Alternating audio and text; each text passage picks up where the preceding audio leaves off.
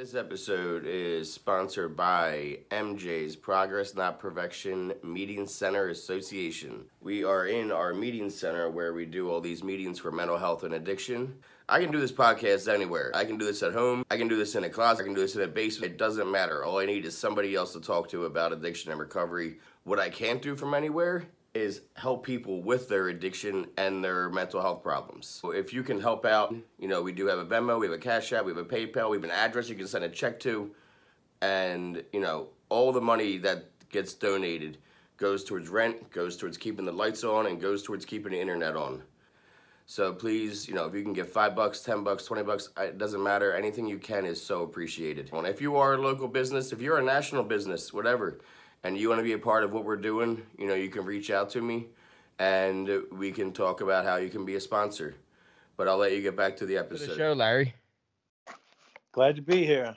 And just to give the audience a little background, you and I met in night school back in the day when I first started going to college when I was 19 up in Massachusetts, and I was going to Quincy, and we met.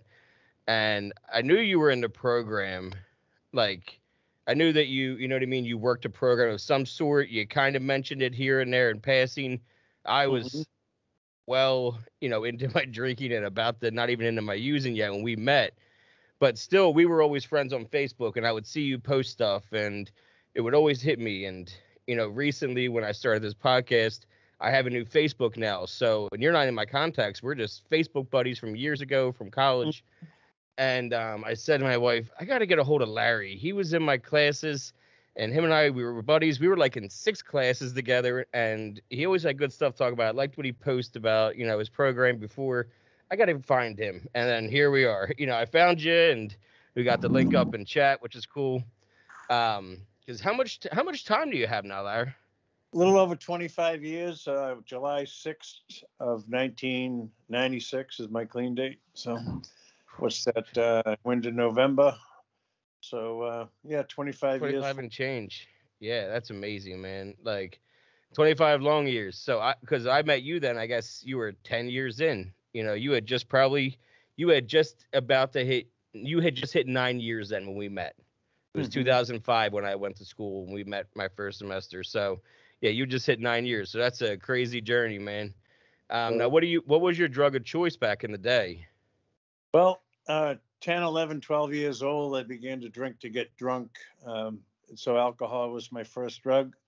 And it was consistently right till I was 21. I tried almost everything once at that point. In other words, everything that was offered to me at that time, which would be, I had sniffed glue, so I done inhalants.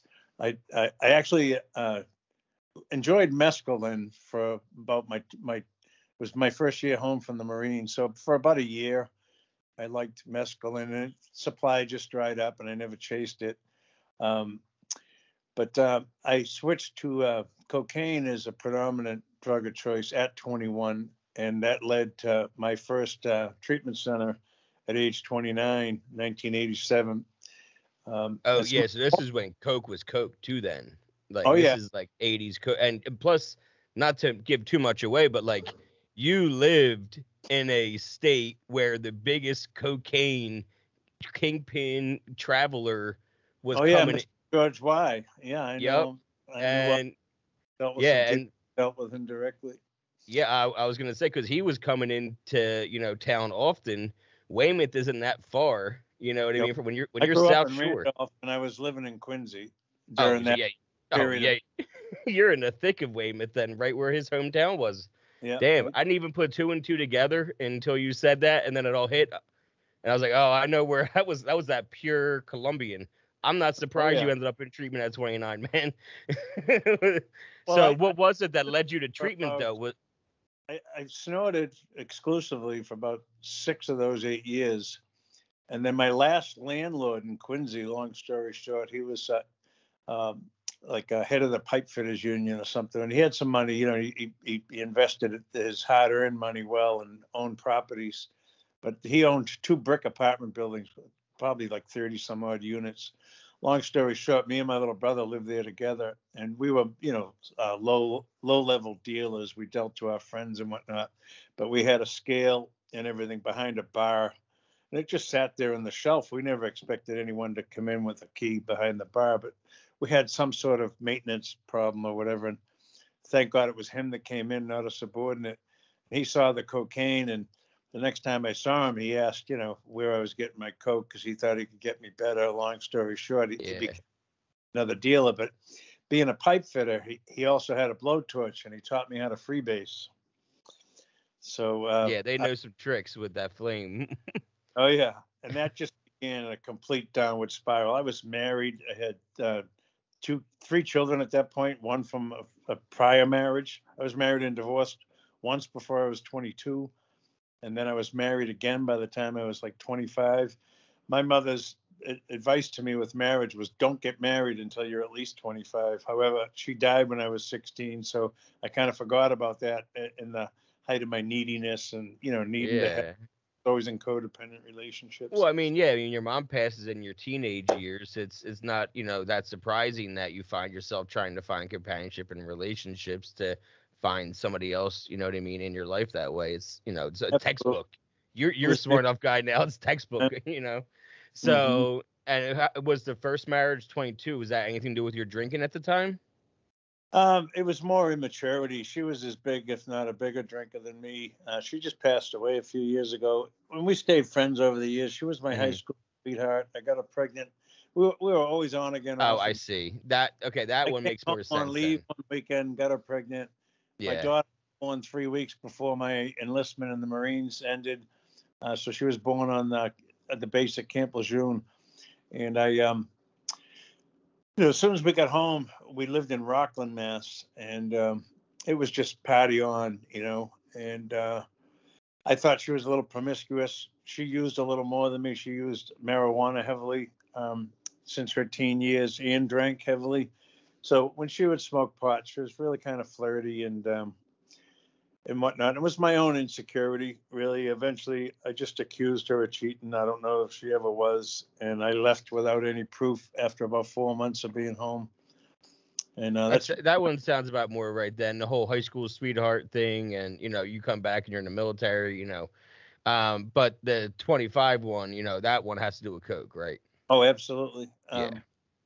My bottom, the day before I went to treatment, here's how my bottom was. Now, I should have had many, many other bottoms through active addiction. I talk about it sometimes. I had 3 near-death experiences before I was 19. And to that point, keep in mind, I had only used alcohol for the most part.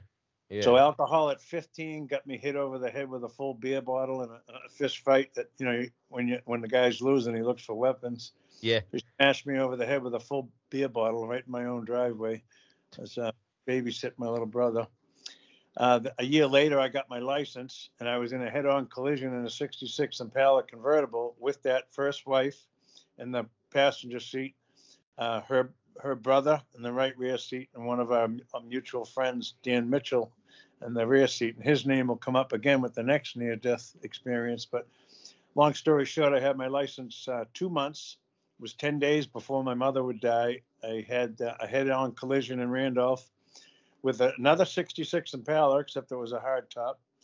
I got hit in the face with the hood of the car, and the steering wheel snapped against my chest and whatnot. I had these teeth knocked out. I got these scars from it, this scar, etc. I've always wondered about that scar. Okay. My poor late ex-wife got pinned under the dashboard, chipped her teeth, had to wear a neck brace and a knee brace. Her brother, none of us had seatbelts on. Wasn't even a thing then. Probably a good thing the cars were made the way they were made in the 60s. Mm-hmm. An accident like that will kill you. Oh, the way yeah. the cars are made. Mm-hmm. And back in the day, the way the cars were made, you were lucky that the cars were made that way. They were heavy duty. Obviously, I wasn't even around for it. I just know what I've been told, Mm-hmm. So I think any other car these days, all for you. Like it's crazy to think about it that way, I agree. So her brother got ejected from the seat behind me, and he caught his right ear on the fly window of the driver door, and it just ripped down here, ripped a big cut down the side of his ear and neck. He had 90 stitches down there. Our friend Dan Mitchell on the passenger side, he also got ejected across the street into what was called the Scott gas station.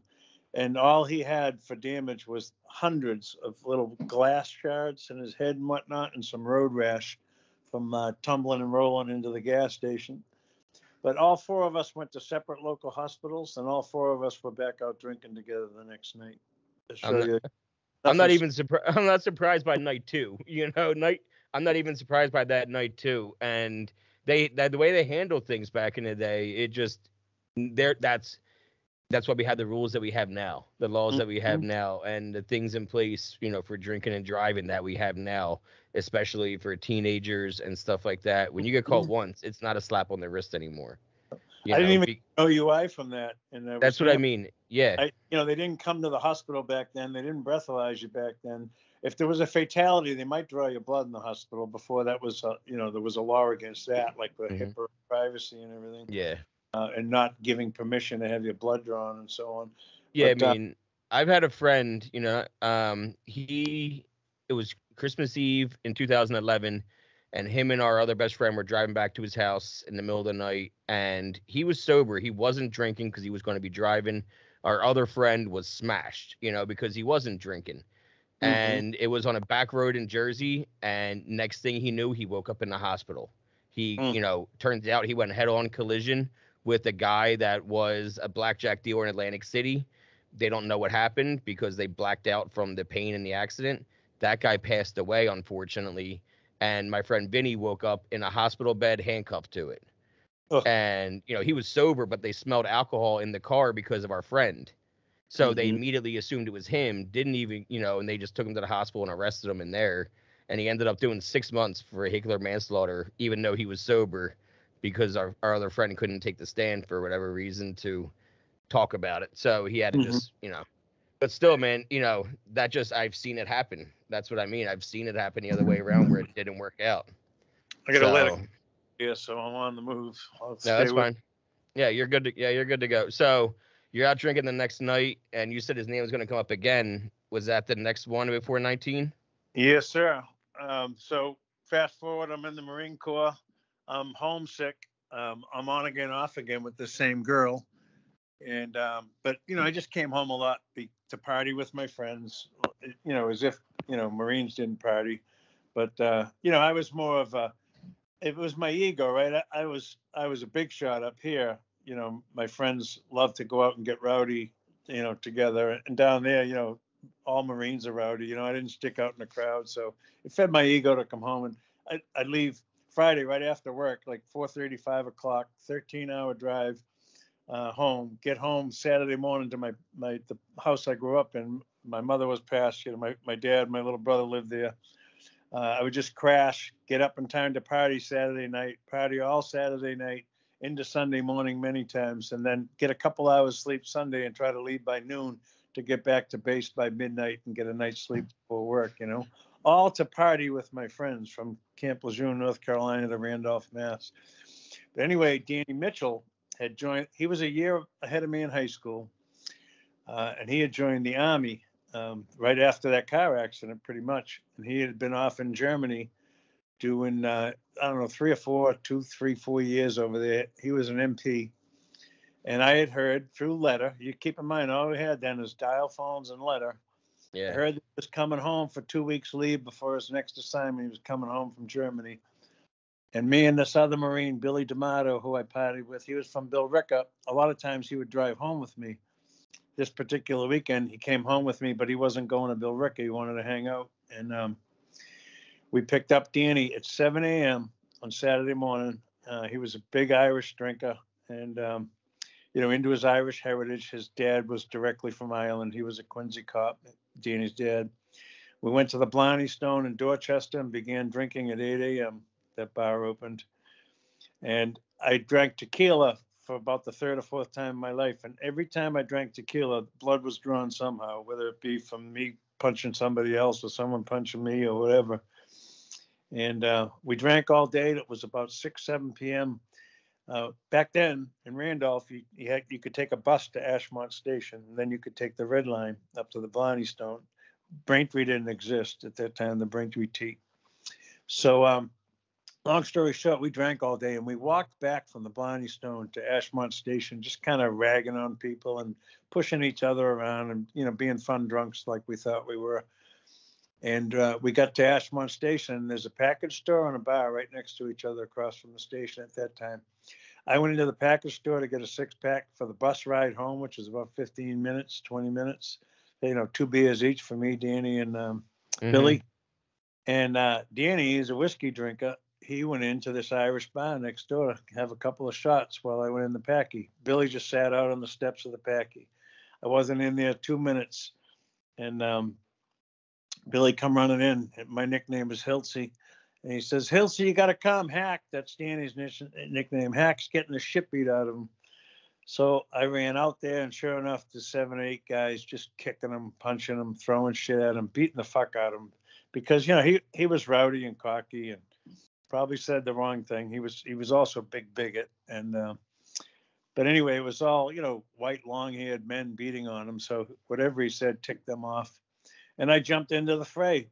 And next thing you know, I hear a scream from behind. Well, first I heard a bottle smash, and then I heard a scream, and I felt a little warmth running down my neck. It just, you know, I wasn't feeling too much by that point. I didn't feel pain. Yeah, you don't feel the adrenaline's way too high. Once you go running into a pile, I ran into one of those piles, you know, to help someone.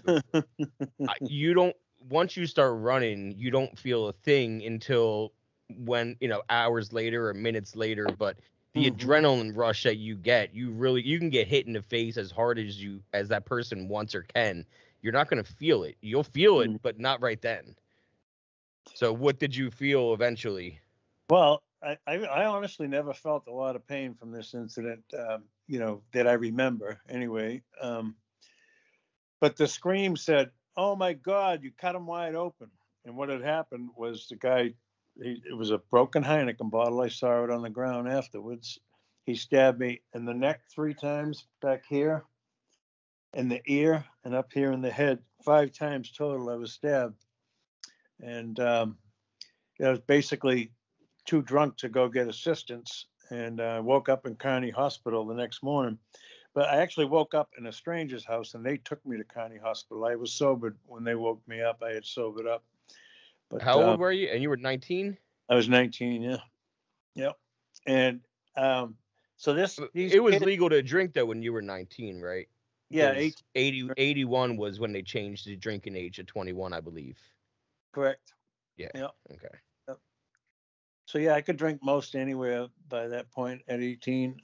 Mass was 21 before it was 18 for a while, and I guess because of the Vietnam War, they lowered it. You know, they couldn't be sending people off. Yeah, I think if you were like enlisted at 18, then you were grandfathered in, because if you could go to war, you could buy beer. Like exactly. That was like the thing. You could show your military ID, and they were going to serve you anywhere in the world. You know, basically. But if you showed a regular state ID under 21 in Mass, they're going to kick rocks. That's right. Yeah. Okay.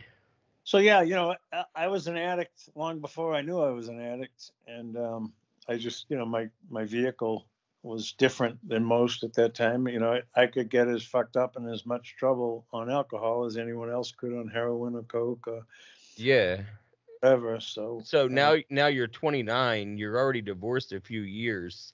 What is it that's going on that you're like, okay, it's time for me to check out treatment for the first time? Because it's not like there's commercials for, you know, today people can see treatment on commercials, on TV, late night ads, especially people that do coke.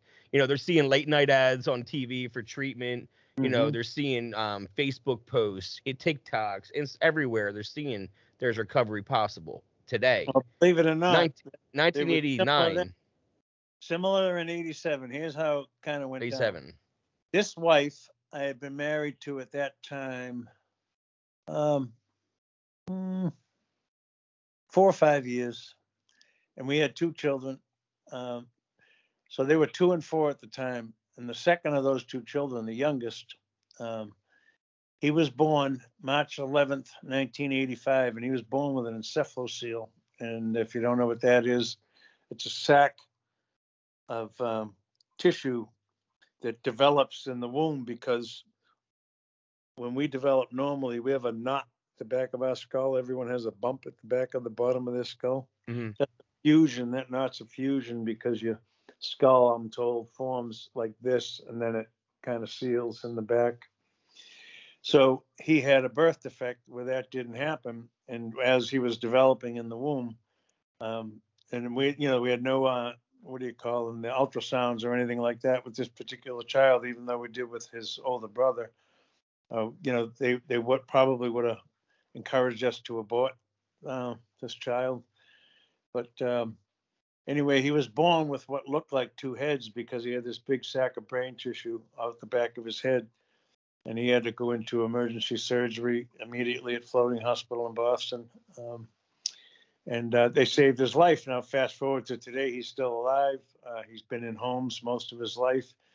He's never talked. He ended up being deaf and blind as a result of the loss of 20% of his brain tissue being damaged or dead. They removed it. He cannot walk without assistance. I mean, he can walk on a flat floor straight ahead, but he doesn't have depth perception. He doesn't look down. He'll just trip over whatever's in his way. He's got a bunch of tics, if you will. Like he doesn't like anything on his head or his arms, his sleeves. He'll roll up his sleeves, take jackets off and all that in the coldest winter days. He just doesn't like anything touching him. But so he hasn't had much of a life. And at 2 years old, we didn't know what kind of life he was going to have. Yeah. How could you? He crawled on his back when it became time to crawl. But we never really, you couldn't even get certain tests and everything done until he had developed to a certain stage in his progression. And everything was so much different back then. Mm-hmm. And keep in mind, I'm a self-centered addict through all this. I'm just living life. I'm old school. That's the wife's job to do all this stuff. Yeah. I'm woke yet. Obviously, I was misinformed by the misinformed. I was raised by, World War II vet and a wife. We're all products of our generation.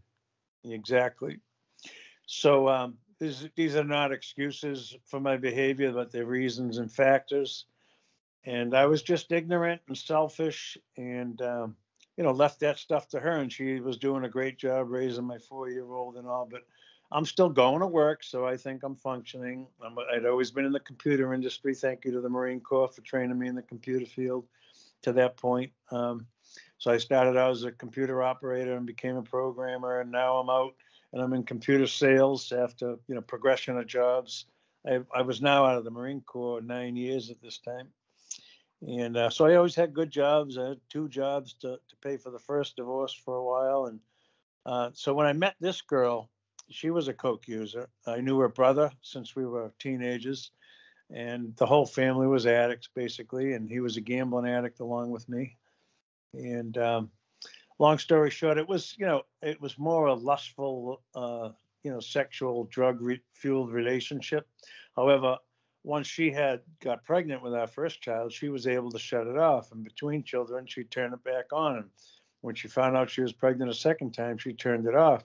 But Larry continued on without any bumps in the road, But then just before we met is when I met the pipe fitter. And I got into the freebasing. We were dating when I was still living in the apartment I rented from him. Okay, that makes sense. Yeah. So he didn't even turn me on to the freebasing till we rented a home in Randolph and we were living together. That's when I began the freebasing. Now, by that time, at least one son was born. I don't know if the second was. Second may or may not have been born by then, but it's right around that time. And the freebasing just really propelled my dissension. And I would get off it for a while and go back to just snorting. You know what I mean? But the paranoia had sunk in. I was Were you eating? Were you getting emaciated at all too? No, because I always drank beer to kind of keep the coke use. Yeah, keep up the appearances. I hated pot, and every once in a while I'd smoke pot just to try to fall asleep. But eventually, I think I developed cocaine psychosis, where I was just afraid of everything and fearful. I no longer became a partier. Near the end of my using, I called the police to my home twice in the same night because I thought someone was in the basement. It's you know. like Henry Hill with the, and Goodfellas at the end of Goodfellas when he's looking at the helicopter following him the Yeah. entire time. That kind of psychosis, paranoia. For anybody that like doesn't understand what he means, just think of Goodfellas. That scene with Henry Hill at the end, watching that helicopter and being paranoid. That's Hmm. basically what cocaine psychosis is. And he wasn't even freebasing; he was just snorting it the whole entire time. So it's even exponentially worse for you. And at this stage, I was back to snorting again. But between between the house we rented and a house, the only house we ever bought and then sold, um, and I smoked away the profits from that. We made 30 grand on it in 2 years, which was a lot in the 80s. But anyway, I freebased at the house we owned, and I basically smoked that away. And when we moved to the house we were renting, at the time I got clean, at the time of this story I'm going to tell you, um, I was back to just snorting. And I called the police because I thought someone was after my stash, basically. I was paranoid. I heard noises in the basement. They came. Um, my wife didn't wake up during that. I told them to be quiet, blah, blah, blah. So, like 2 hours later, I'm worse. And I called them again. I said, "You must have missed something when you were here. There's still someone in my basement." Different crew of cops comes, but they know it's the second trip to the house. And one of them was a guy I played football with in high school. And after they went with guns drawn, at my insistence, there had to be someone in the house. They had their fucking guns drawn, going through my house into the infant's room, into the wife's room, into my then 4-year-old son's room. And Ed Corbett was his name. He pulled me aside right before they were going to leave. And he said, "Hilsey, I don't know what the fuck you're on." He said, "But you better get some sleep and don't call us again." You know, Yeah, he gave me a warning. And yeah, that's that.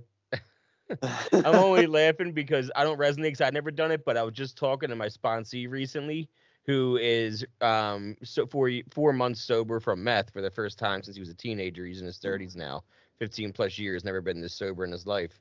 And we were talking, and he was telling me a story about how he was freaking out on his fiance about how he could hear noises in their basement and how he wanted to go down. And he was scared. And the thing is, they live in a trailer. There is no basement. They're in a I, trailer. I, She's recovered 4 years. She's 4 years sober, and she's like, "Dude, you're going to treatment. You need rehab again."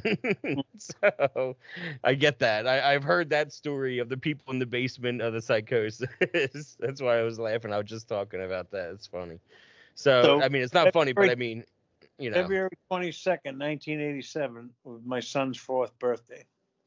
And that morning, keep in mind, just persists. I either drink at home and do coke, or I will stop at the local bar on the way home looking for coke, and more often than not find it. But when I didn't, I'd drink more than usual at the bar and come home late. So I barely see my wife, if ever. But I never leave the house or anything. We never had any fights like that where either one of us would leave the house, because I became so meek and mild due to my fear and paranoia. Like, I wasn't going to cause any kind of controversy and bring attention to myself. yeah, that So makes a lot of sense. yeah, that I was just extremely fearful of being arrested and so on. So that morning, we're having a little family party for the 4-year-old, and this wife, was a good, faithful human being, at least till this point, and a very good mother. She didn't drive. She just never had her license.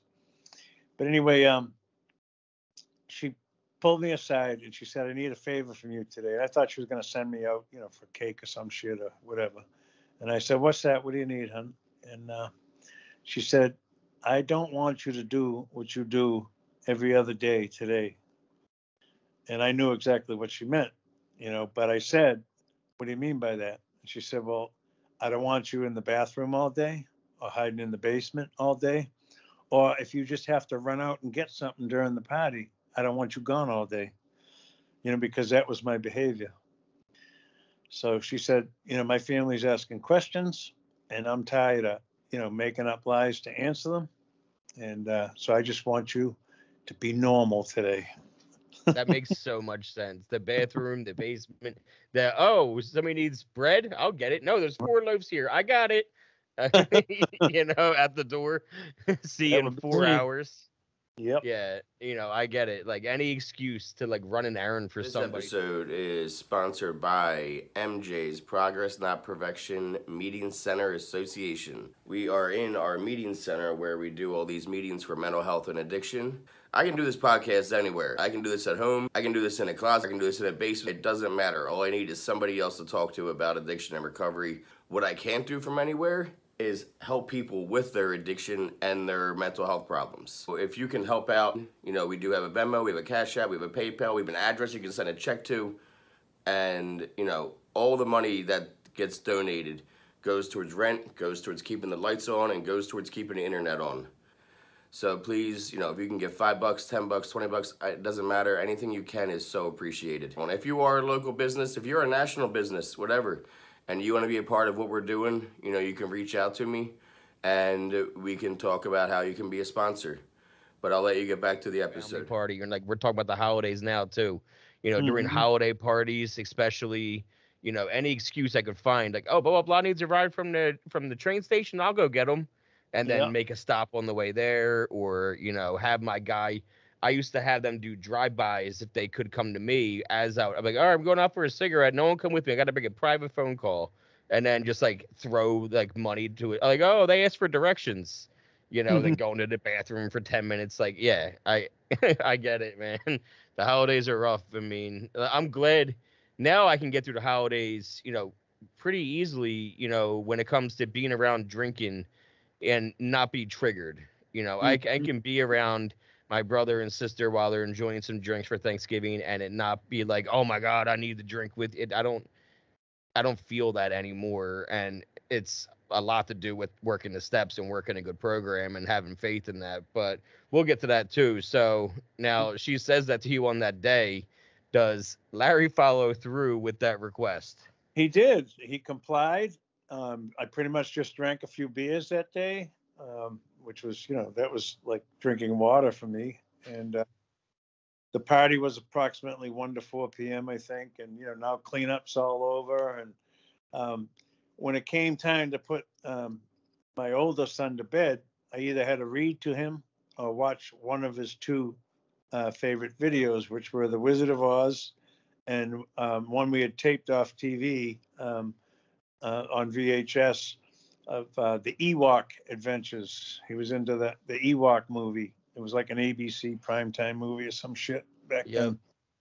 So anyway, at 6 o'clock, I get a phone call on a cordless phone, no cell phones. But that was a new invention at the time. Cordless phones in the house were like, yay, big antenna. And it's from a guy. Keep in mind, I was 29. This guy was in his 40s. He was a gambler too. He was always at that bar I mentioned. And it so was. You were gambling too? Hmm? You were gambling at the time too? Oh yeah, I gambled just as long as I'd been drinking, pretty much. Okay. I played poker for change and money as young as 10 or 11, 12 with uncles and older cousins. I mean, I knew you liked watching sports now, but I wasn't sure if you were in like, if you bet back in the day or, you know what I mean? All of it. So, My dad was a bookie. I didn't know he was a bookie until I was about 16. But he had been arrested in what was called the Key Shop raid on Mass Ave in Boston. It was the first nationwide. Actually, Walter Cronkite did a thing which eventually became 60 Minutes, the biography of a bookie. It was done in black and white, and it showed all over the country on a particular night, except everywhere but Massachusetts, because it was still an open federal crime case. It didn't air till like a year later in Massachusetts. But if you YouTube it, Walter Cronkite Chronicles, biography of a bookie, you will find it. In the opening scene is my dad. He got arrested in that raid. Yeah, I'll have to check it out. Yeah. And you can find newspaper clippings. His name was Arthur Hiltz. He was one of 6 arrested. He didn't do time. He got probation. 2 people did time, I guess. But he worked for this bookmaker named Doc Sagansky, who was mentioned a lot in the book Black Mass, who was the first bookie to be shook down by Whitey Bulger. But anyway, he was a bookie most of his life. He stopped doing it, I think for a few years because he didn't begin doing it again until after my mother passed away. Okay. So anyhow. So yeah, now we're caught up. Now you're back to your buddy you saw, right? That gambled a lot. Okay, about a couple days later. We were only friends at that bar room. I'd never been to his house. Like I would get him Coke sometimes. Sometimes he would get me Coke. That's right. This is that night he called you. Yeah, at 6 p.m.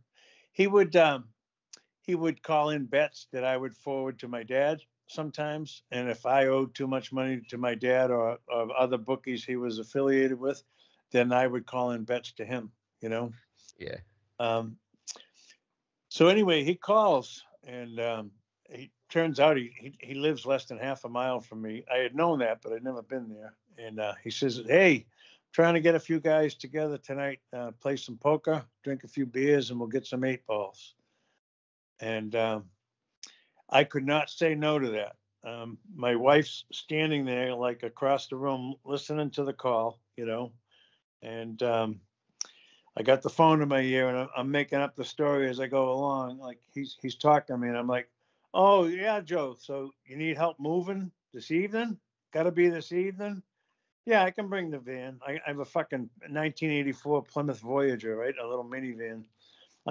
I'll take the seats out and I'll help you move." Yeah, you can't move any day, any other time. It has to be tonight on a Saturday night. I got you, Joe, because that's normal moving hours is 9 p.m. on a Saturday.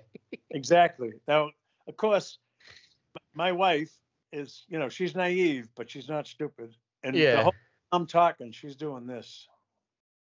Like you motherfucker. You motherfucker. And by the time I hung up, she just kind of gave the sound of disgust and she walked upstairs.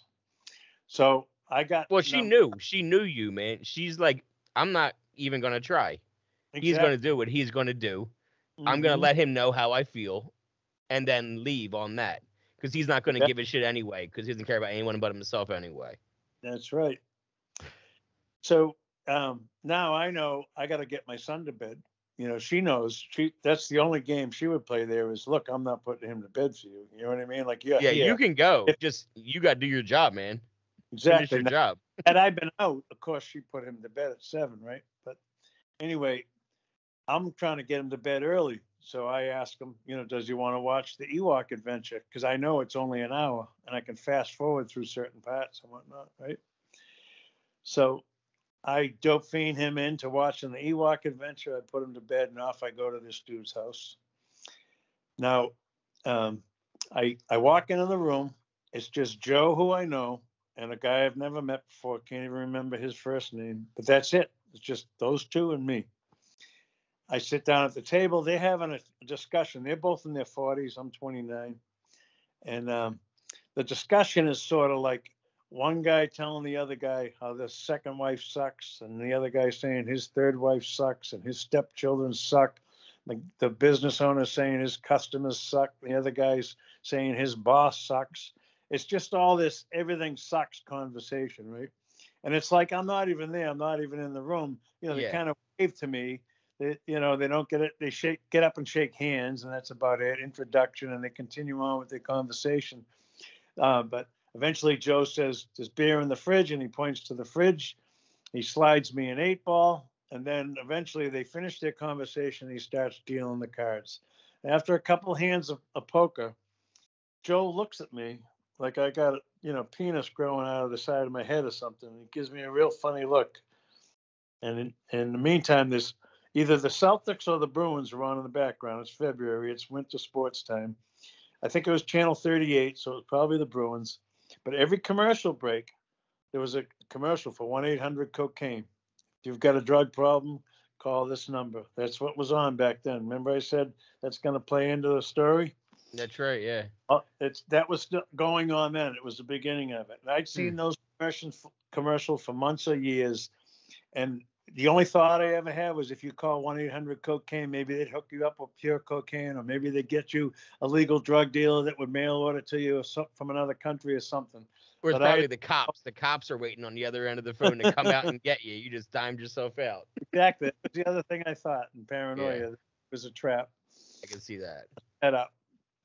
So anyway, Joe looks at me, gives me that weird look, and he says, "What the hell is wrong with you?"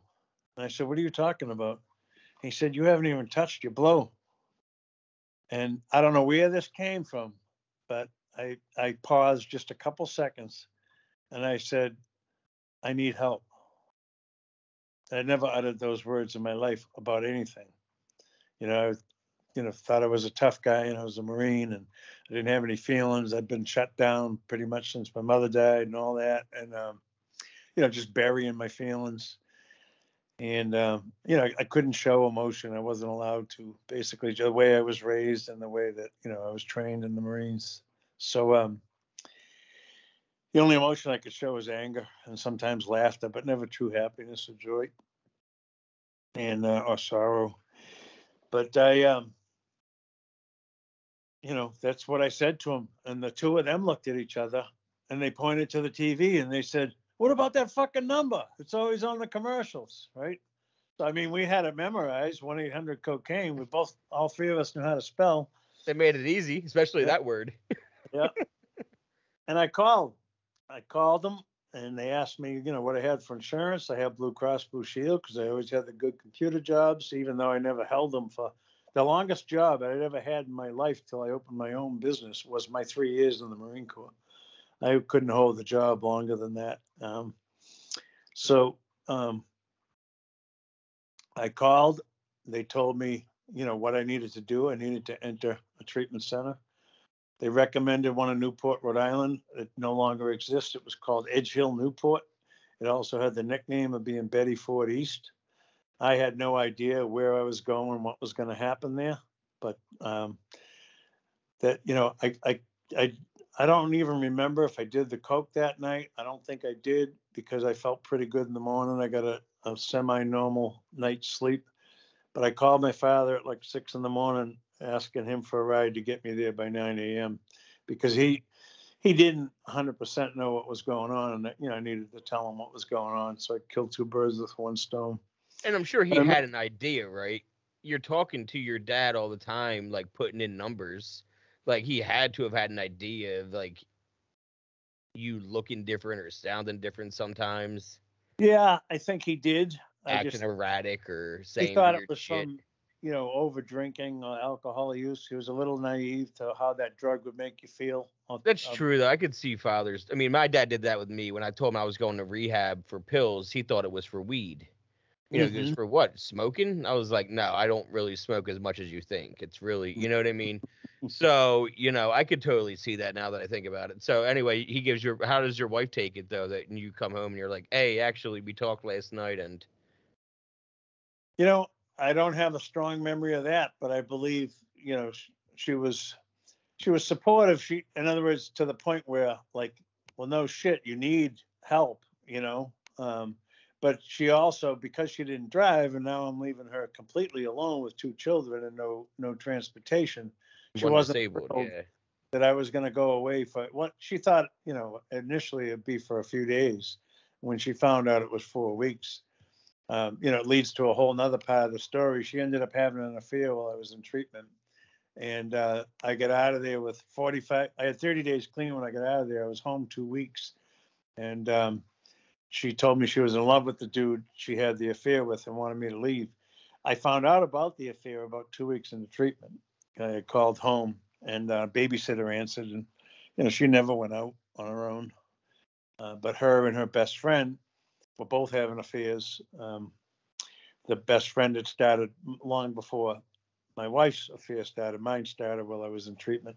But yeah, I was never home. I wasn't much of a husband. I certainly wasn't any fan of the bedroom when I was paranoid. Yeah, it's not like you were fulfilling her needs emotionally or physically. So why would she stick around at this point? Mm-hmm. Like what? Yeah. The house was, she had never had a job herself. She cleaned houses under the table, for what little income she did have. She didn't have any options to leave me at that point. And again, we hardly ever had those types of fights that would lead to a divorce. But we we had neglect. We certainly had neglect. We didn't have abuse, but we had neglect in the equation. And that kind of quietness is almost like eerie. It's uncomfortable, right? It's and especially if you're sober, you're numbing it out the entire time, so you're barely even seeing or feeling that kind of uncomfortable quietness. Because for you, it's safety to be actually being quiet. Because when you're quiet, you're not hearing the voices of paranoia anyway. You You prefer got it it. to be silent. And Mm-hmm. her, on the other hand, she wants you to talk and communicate, be open, be a husband, intimate, love her, and you're afraid to even open your mouth because then you're going to hear voices of the echoes of the whatnot. And so it makes complete sense that you would go quiet and she would be like, no, no, no, no, no, talk, talk, talk, please. And then it goes, that makes sense. Mm-hmm. So I'm sure, do you like understand at this point? Like, you're like, okay, I did that. Oh, I am. When I found out about it, I mean, at first there was, a little anger, but secondly, there was just a lot of remorse for my behavior, and went right to counselors with it, and they were pointing out all types of things to me that I needed to know, and one of them was that everything you just said, she was pretty much justified in having this affair. Like, why wouldn't she? Based on again, not necessarily all the things I was doing, but the things I wasn't doing in the marriage. So fast forward, I call her. I let her know it's okay. Blah blah blah. I knew the guy. He was, my wife was my little brother's age, and so wasn't this guy. So he was, an associate of my little brothers. They were never really close, but they played pee wee football together and whatnot, and little league together. And his family was close with a branch of my family, my second cousins. Their parents and all the kids were all close friends. But anyway, the counselors reach out to her to set up a family counseling session before I'm discharged, because they want to ensure that I've got a home to go home to. Otherwise, they're going to, sober living was the new thing back then, but they were going to make some type of other arrangements for me to maybe go to further treatment to what they call a therapeutic community or a TSS or something like that. And anyway, my older brother had to drive her down because she doesn't drive. He picked her up, brought her down for this family session, all sorts of tears and hugs and openness, and she agreed to let me come home. And I was warned that sometimes these codependent people, especially if they were addicts too, they don't like the newly clean and sober person. They feel they're kind of a threat to their own substance abuse. And she wasn't much of a drinker at all, but she did like to, go have a couple drinks and do some coke when she didn't have the kids, when, I was, quote, babysitting at home. So now she could do this for the couple of weeks I had just got home. She was out doing that 2 or 3 nights a week. And turns out, the place she hit it off with the dude, it was his regular bar. It was a Chinese restaurant where my wife's best friend was a bartender. So she was back at it. I didn't know about her best friend having the affair, but her husband was one of my close friends, and he eventually told me. And I put 2 and 2 together. The affair was still going on. She hadn't stopped. She was trying to give me a shot on the surface, but he wasn't letting up. Like, he still wanted her, That makes sense. So long story short, when you first get clean, I mean, you start feeling everything, right? And all the equipment starts working again. And I was just plain horny. And I had a newfound resurgence, a love for my wife, as opposed to just, lust in a partner and all. And it was like puppy love all over again. I was head over heels for her, and I couldn't get enough of her. And, we're making love, and I'm on top of her, and she's looking up at me, and all of a sudden her eyes are filled with tears. And, she's like not moving. It was horrible sex, if you will. And I said, what's going on? What's the matter?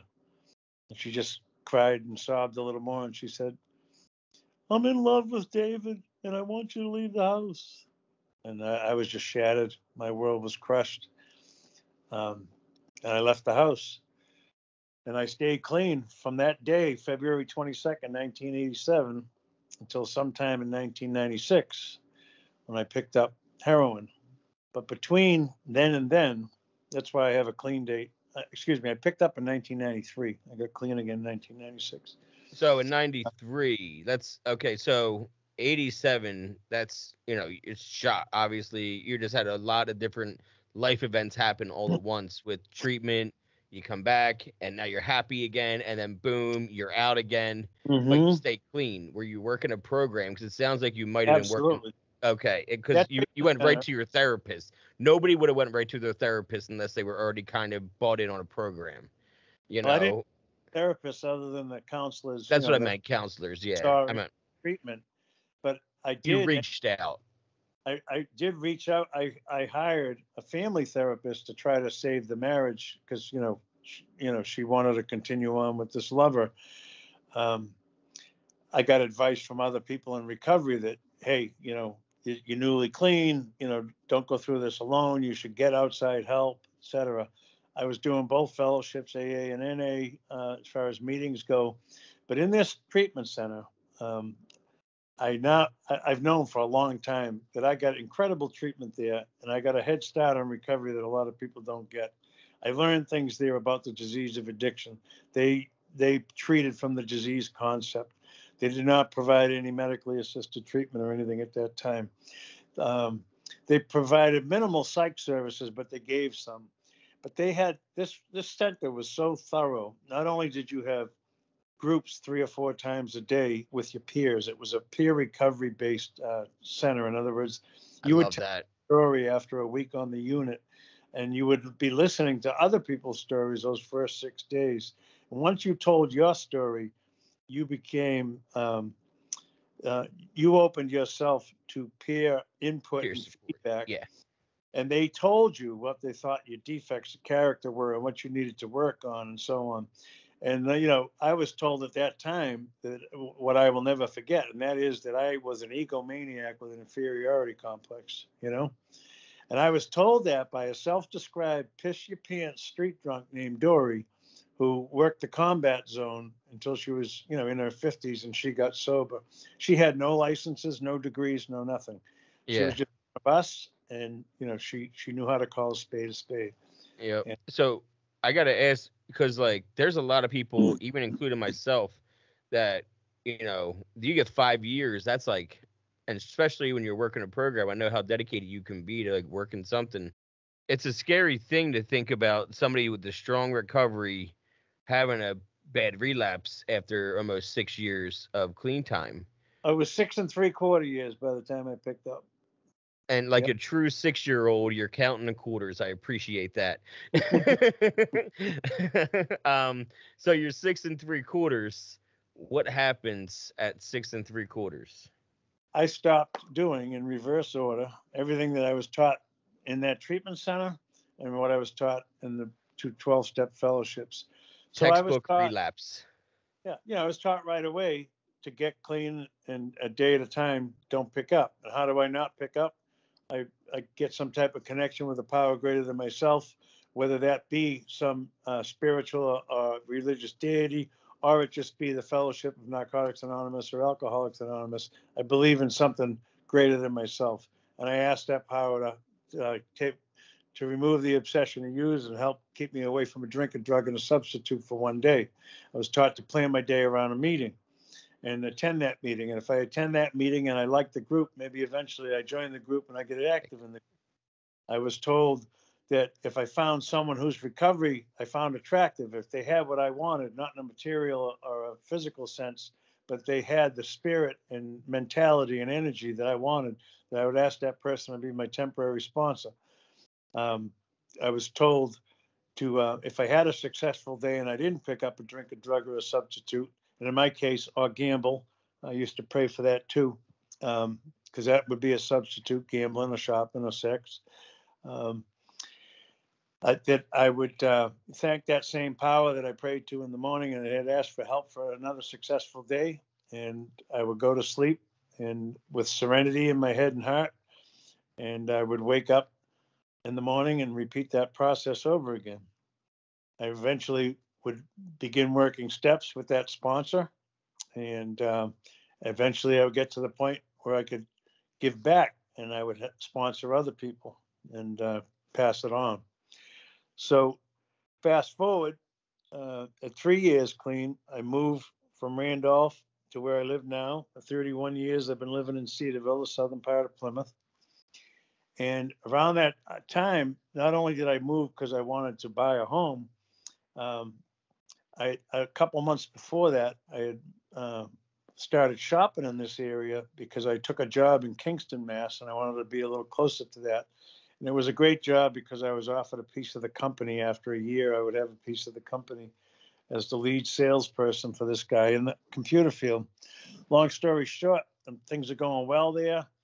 I've got 20 grand put away in commissions. I put $20,000 down on this house that I live in, and I needed 40,000 to pass papers. My credit was horrible, and I was doing owner financing on a $100,000 home. So the 20 grand would be the normal for a bank, but for this owner financing, I needed 40 grand.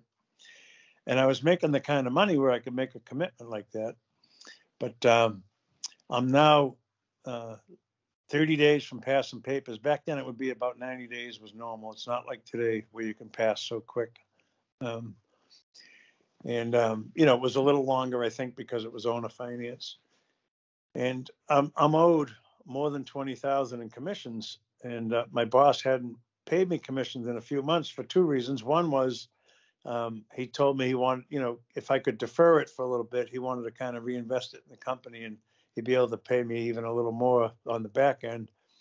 And number two, I've always had trouble saving and, managing my finances. So it was like he was holding on to it for me, Mm-hmm. Long story short, when I tell him I need the other 20 grand coming up in a month, and like each day going by, like he's kind of avoiding me and he's acting shady and so on. And each week in my paycheck, I'm waiting for my commission money, and so I have a very small salary I would get weekly. So finally I said, George, what's going on? I need my commissions. I got to pass papers on that house. And he said, well, unfortunately, I made a couple bad decisions, and I've owed the IRS money for years, and I had to pay them, or they were going to, put liens and levies on all the business bank accounts. He said, matter of fact, they did, and I had to pay him a certain amount to get. He wasn't reinvesting anything. He was getting as much bankroll as he could to take care of his IRS situation, so the business didn't get shut down. Exactly. Yeah. So he was an egomaniac for sure, and not in recovery. And I said, George, you've either got to come up with that money, or I got to start my own company, and I'll be a competitor to you instantly. And he was like a foot shorter than me and a real cocky little bastard. He poked his finger in my chest and he said, you know what, Larry? You go ahead and start your own business. He said, you will never be amount to anything without me. And that's all I needed was that fuel. And I started a very successful business that just skyrocketed. It was so good that not only did I come up with the 20,000 to pass papers, that owner was only going to finance me for 2 years. So, I had to pay off that 60 grand in 2 years. Now my monthly payment was only $1,000, but I had to, come up with balloons within the 2 years. Yeah.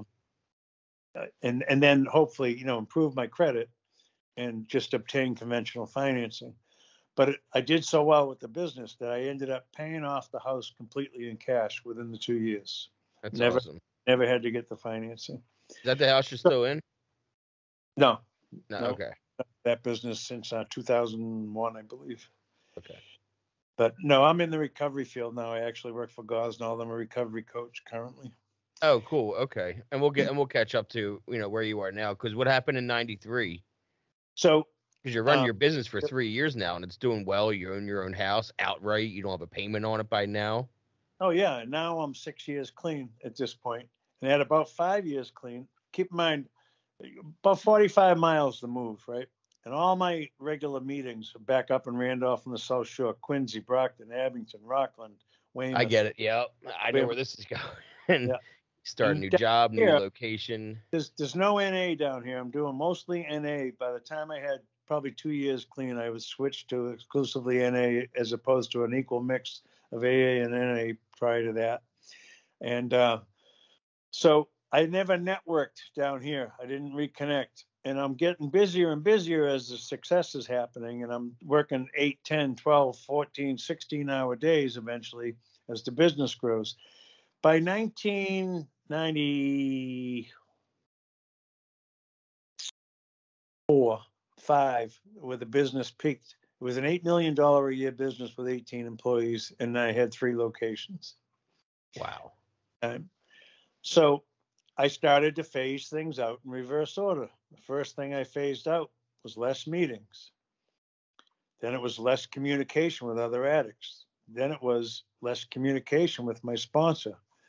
Then it was less communication with my higher power. And eventually it became not picking up anymore in the form of, right here, I live on a lake on Great Herring Pond in Plymouth. I have a beach 98 feet from my house. And on that beach, we have a fire pit. And every Saturday back then, we were a new growing community. We'd have, not every Saturday, one Saturday per month, we would have a neighborhood cookout and a little camp out down there. And one of my older neighbors, she's still alive. The husband died a few years ago. She's probably 82. So she's, I'm 64. So she's 18 years older than me. They're quite the drinking family, but they're not polluted drunk, so to speak. They know how to throw a party. Exactly. Yeah, I get that. They were normal. Yeah. Yeah, they know how to throw a party and then not drink for another 3 months. Nah, they can get plastered. Well, you know what I mean. They can get plastered and then not drink until next day at the very least, and they had more on the weekends. So they were functioning alcoholics, in my opinion. But we know how that goes. You're not an alcoholic unless you say you are. Say you are. Yep. So I'm not judging. I'm just just sum them up who they were as people. But they would offer me a beer every month, something else. And then one month they said to me, "We know you don't drink, but we got you some wine coolers." And I said, "That's alcohol. I can't have that, right?" And a month or two later, I had just had a big argument with a woman I was engaged to and who I shared the house with. I eventually put her name on the deed. Had to buy her out for $60,000 when we split up years later in '96, right after I got clean. But anyway, we were engaged, never got married. And I had a fight with her mother, and I felt horrible about it because her mother was just a sweet, harmless human being. And I got mouthy, I put her down. And so anyway, I was feeling shitty about myself. And now the neighbor says, "Well, we know you don't drink, so we got you some old Juuls." And I took the old Juuls and I drank it. And the next day, I knew I needed to get a white key tag, so I started drinking real beer.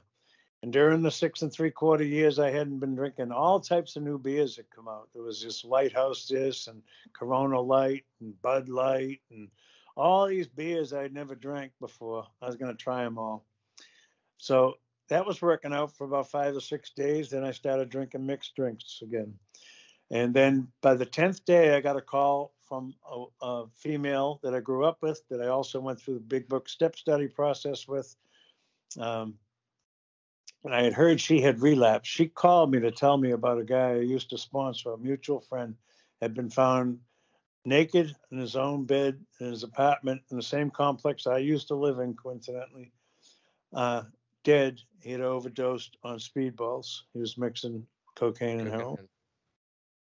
And his name was Barry F. He owned a gas station in Holbrook, repair station and a gas station. And they were both Jewish. And she told me, when Shiva was going to be and all that type of thing. And she told me what Shiva was about. I'd never been to one. You said Shiva, yeah. I know about it. So she said, "Are you going to go?" And I said, once she gave me the information, I said, "Yeah, I'll be there." I said, "By the way, I heard that you relapsed. I'm sorry to hear that, but I had a motive." And she's like, "Yeah, I'm still fucked up. It's horrible. Like, you don't want to go there." And I said, "No, I do want to go there." She was a heroin addict, and I knew that about her. I said, "I want to try dope." I always had a reservation about it. I could get into the reservation if we have time, but it was something I swore I never do, but I still had a reservation, right? And, What do you mean by reservation? Yeah, we have time. What do you mean by reservation? the reservation is a plan for the future based on certain circumstances. They tell you not to have reservations in recovery because someday you might show up for the reservation, right? Like making a reservation in a motel. All a reservation is a placeholder, right? Like for something that's going to happen in the future. That's what a reservation is. So, Yeah, no, because that word means two different things, right? Technically, because reservation could be I was against it. I always had reservations against it because I wanted to do coke. I wanted to stay up, and that brought me down. So like I could have taken that any way where you were heavily against it in the 80s, and now like you want it. So that makes a lot more sense that was your reservation. That like it kind of stuck in your mind, especially when you get clean. It's kind of tough, especially in those rooms, because you're hearing some raw stories to where you go, well, if I ever relapse, that's my day. Yeah. You know, so I get that. Step working guides, there's a whole section on reservations because it's that important an obstacle to our ongoing recovery. And I'm pretty sure it's in the AA literature, but I just can't tell you where. I haven't read it in years. But here's how this went down. Sometime between about 6 months clean and 2 years clean, I was at an NA meeting at Massasoit in Brockton. They held 3 to 4 meetings a week there. Actually, more than that. I think they had a noontime meeting 5 days a week, and they had 2 or 3 night meetings a week there. And there was a speaker came in there, and he was 40 years old at the time, and or in his 40s. And the crux of the matter as it pertains to me, he was a self-described junkie who just came to a bottom because he got into cocaine. He said he had been doing heroin since he was a teenager because he was a Vietnam vet. So probably 18 years old when he started doing heroin in Vietnam. And he said he did cocaine for 6 months and it brought him to his knees. And what he said was, I don't know how you cocaine addicts do this. You coconuts is what he called us. He said, I don't know how you coconuts do it. He said, I did heroin for over 20 years and I always held the job. Never had any trouble, with relationships or anything. My finances were always good. I could afford my habit.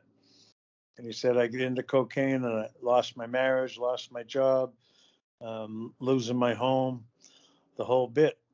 So Larry, being logical, did the math. I said, I did cocaine for 8 years. I didn't lose all that shit.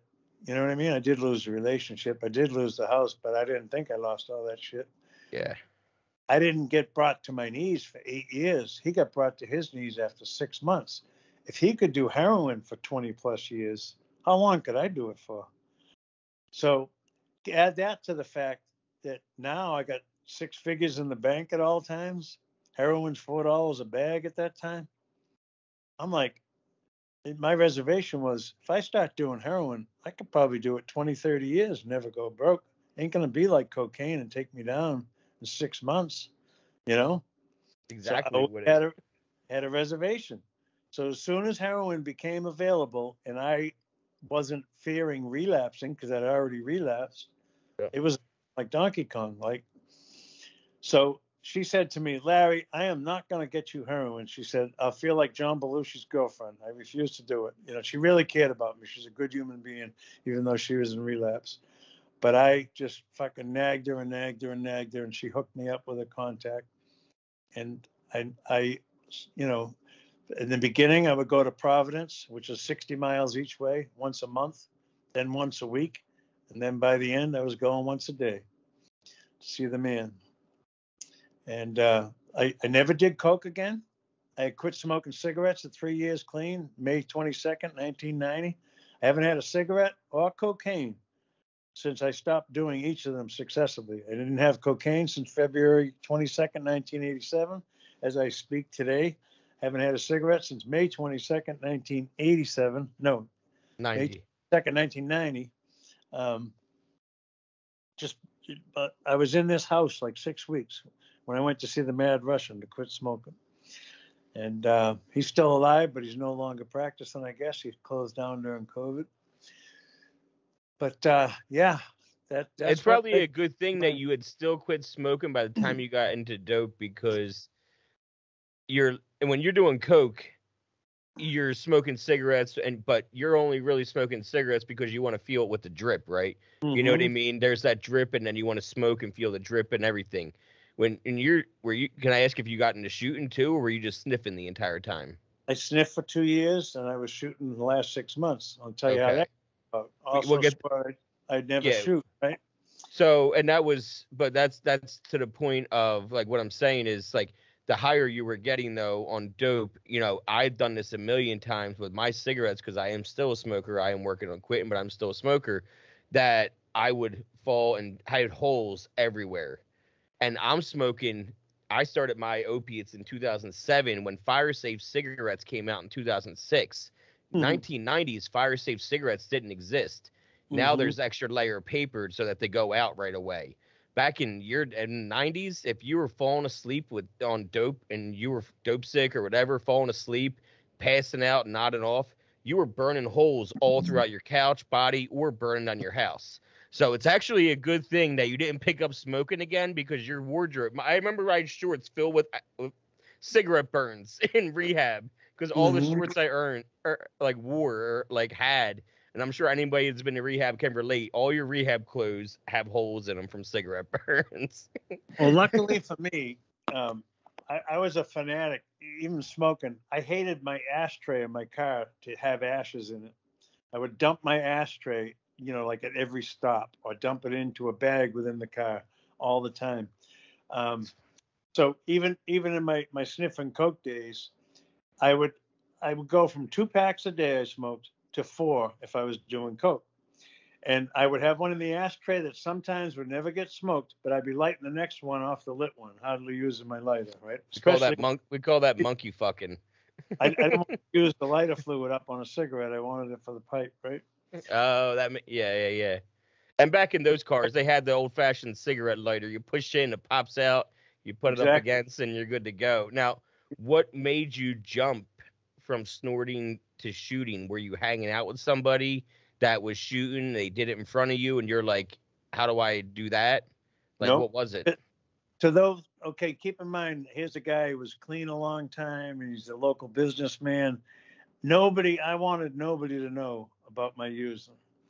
Yeah, you're going down to Providence. You're not like you're going on a corner for your shit. And we, neither one of us, me and my fiance, both eventually, once she heard I was doing it, she was on it. Even with the drinking, she kind of relapsed, right behind me in succession. Whatever I was doing, she was doing. And so she was into the dope more than me once it got on. And but anyhow, all we knew was each other, and I knew the contact. Eventually, she got introduced to the contact because I had to, have her make my runs sometimes. If you were at work and you needed something to be ready for you when you get home or something. She was my right-hand woman. She wasn't part business owner, but she ran the places equally as I did. She owned part of the home, but she didn't own any of the business. But she signed all the checks and did all the banking and all that. She eventually stole 6 figures from me near the end, but that's a whole nother story. Yeah, but we're still friends today. Yeah. She's a good woman too. And but anyway, this is how all that went down. At about 2 years into using it was Christmas time going into New Year's time, 1995. My dad was dying of cancer, and I knew I needed to get clean, and I just couldn't. I didn't know how. I wasn't going to go back into treatment. So, and if I was, I couldn't be there more than 3-4 days, and because my business would sink. So we planned to go see a gentleman in Cherry Hill, New Jersey, named Dr. Lance Guberman. You can look him up, Google him. That's 5 miles from where I grew up. I can believe it. I know you got that heavy Jersey with that accent. Yeah. Yeah, I grew up right outside of Cherry Hill. Yeah. So anyway, he had this clinic there. He rented out a veterinarian's hospital, weekends only, I think for one day, just Saturday or just Sunday or something. And he would inject you with naltrexone while you were under anesthesia. And it would force all the opioids off your receptors in 12 hours instead of 4 days. So you could kick, basically. He would put you under anesthesia so that you wouldn't go into withdrawals for the Vivitrol. Well, now Troxon. Now it's called Vivitrol. Now whatever you want to. Mm-hmm. You can. It's the same difference, but Yeah. still, that's interesting. And So, did it worked? oh, well, not really. Okay. Okay. I was gonna say there's a reason they don't do it today, I guess. So this guy was on, I don't know, Oprah or something. You'll see videos of him if you Google him. He's very controversial. What's his name again? Lance Gooberman, Gooberman, just like it sounds. Just like it I don't know if sounds. he's dead or alive, but I looked him up. I don't know, as recent as 10 years ago. I was telling somebody else the same story, and I had to prove he existed. But anyway, I personally, I think like I died under anesthesia. I had the strangest dreams I've ever had. I was like swimming through my own veins in my own body. Either that or that's what it's like to be dope sick. Because this was the only time I was ever dope sick. Because you could afford to stay high the entire time. Exactly. And I just refused to ever get sick, which is one reason I wanted to get clean after 90 days of doing dope. And I ended up doing it 2.5 years. In the beginning, that same girl, Sharon, she taught me how to chip so I wouldn't get a habit. Once I got beyond chipping and had a habit, once my skin started crawling, I would get more. I did not want to get sick because I heard the horror stories of getting sick, but I'd never been sick. Otherwise, I'd have learned that I could probably get through it. It's just like having the man flu, like having a cold. Yeah, yeah. I mean, I got through it without even subs. I mean, it wasn't dope. It was, I was getting off like 830s a day habit when I got into treatment. I was up to like 830s a day for 10 years. And I kicked without subs in rehab because I knew that it wasn't going to literally kill me. Mm-hmm. And I just wanted to make sure that I was under supervision with professionals. Mm-hmm. And the one thing I hated the most was restless legs. And they told me gabapentin would take care of that. So I took GABA, and melatonin, and I refused the Suboxone. And I was good within, and I played horse basketball every day in between groups at my treatment center. And I was good within 5 days, like, feeling better. I had lost 20 pounds that week. I felt amazing. So I could see, it's rough, but it's possible. But yeah, if you don't know it, you don't know it. I did. So, you come back from Cherry Hill and. Well, here's what happened. We didn't get back from there yet. The way he ran this clinic, you had to make your own hotel reservations locally and stay at a hotel. And he had volunteers from AA and NA that would just come monitor your recovery after this procedure. So I remember we booked a room at the Cherry Hill Hilton. They took us in wheelchairs out of that place into vehicles or vans or something, real cloudy. But I remember being in the wheelchair. I remember them wheeling me into the Hilton. Now we're up in our rooms. We had adjoining rooms because by this point, my fiance and I were no longer a couple. We were just using buddies. She had a new boyfriend. I was alone. I was single. I stayed in the house. She moved in with her mother and was dating some other guy. So anyway, we had a pet sitter because we shared a dog here at the house, which was a girl I'd grown up with. And we're in that Hilton, and I'm puking up the green bile. I'd never done that. The bile. Yeah. Oh yeah, I actually had my gallbladder out because I threw up so much bile over 9 years because I was withdrawing so often. Wow. Yeah, it's yeah, that kind of situation. I lost stomach tissue in my stomach right here for permanently. Where my gallbladder is, I have tissue missing. They saw in the endoscopy that they gave me that I'm missing tissue from all the bile that I got rid of over a decade of. I would be on from driving from Lancaster to Philly 4 times a week, 2 hours each way for the last 3 years of my addiction. And I was throwing up bile into like bags on the Schuylkill Expressway in Philly because I was in traffic and rush hour getting rid of bile. Like it was just, nuts. So you're throwing up bile so you're withdrawing basically is what you're telling me. Yeah. I didn't know that.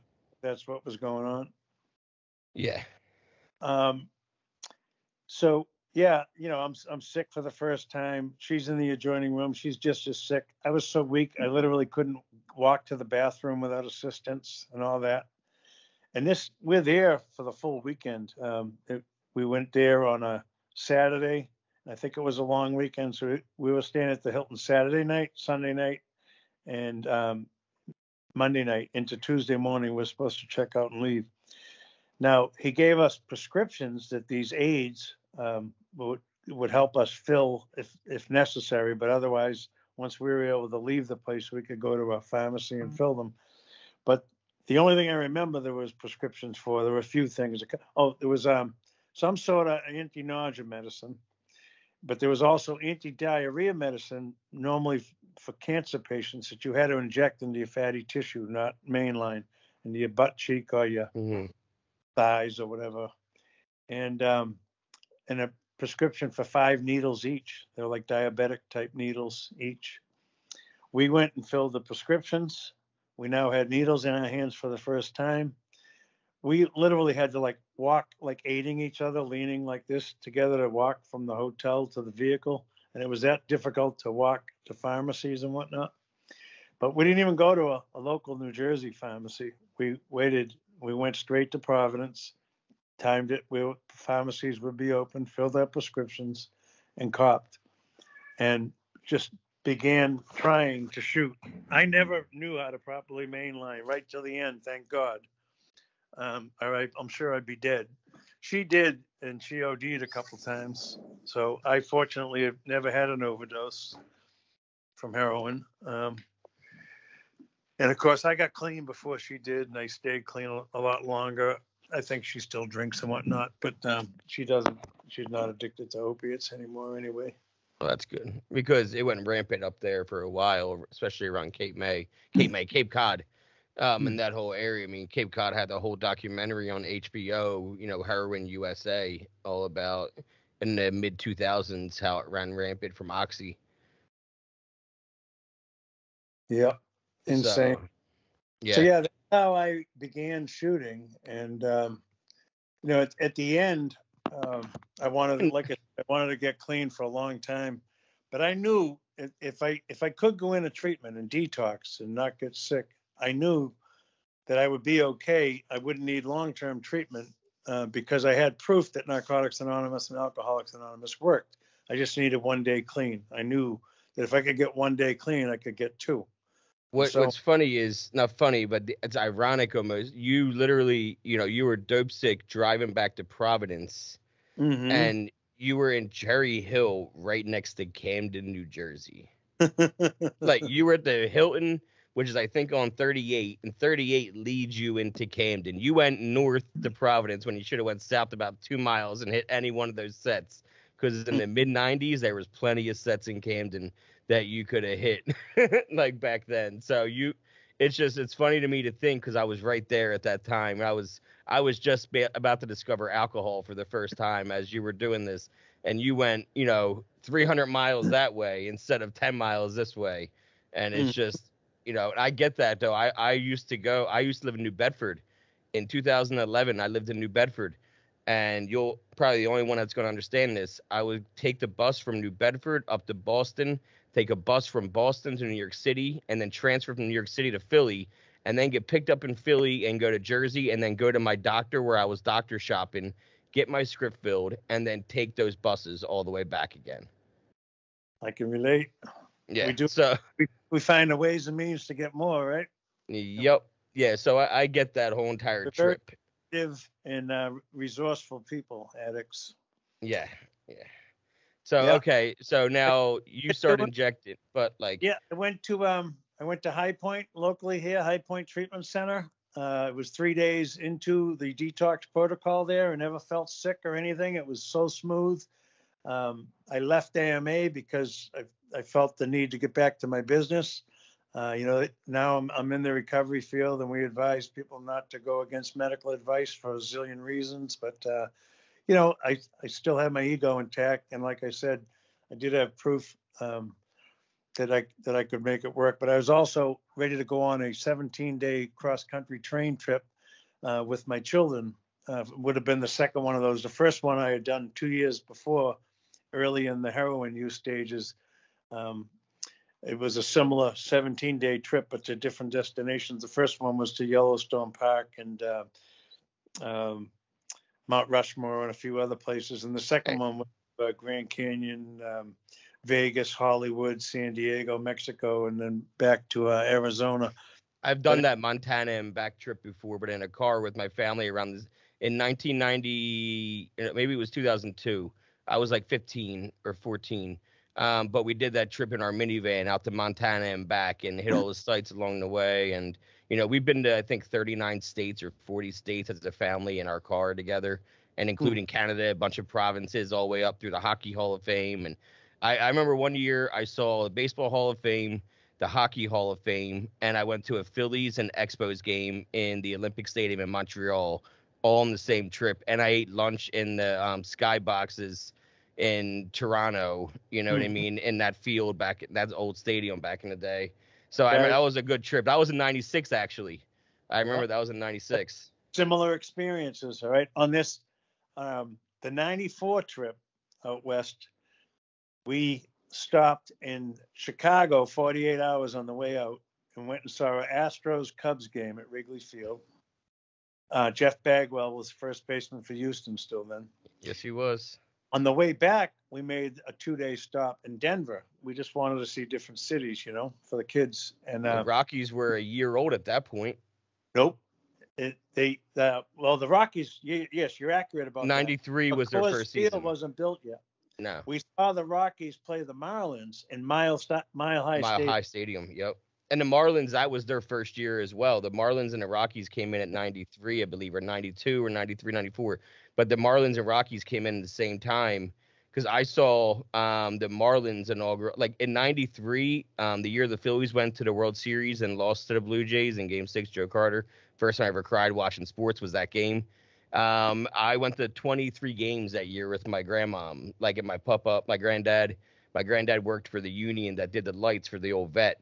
So I went to that old vet stadium. I grew up 8 minutes from door to door, my house to the vet.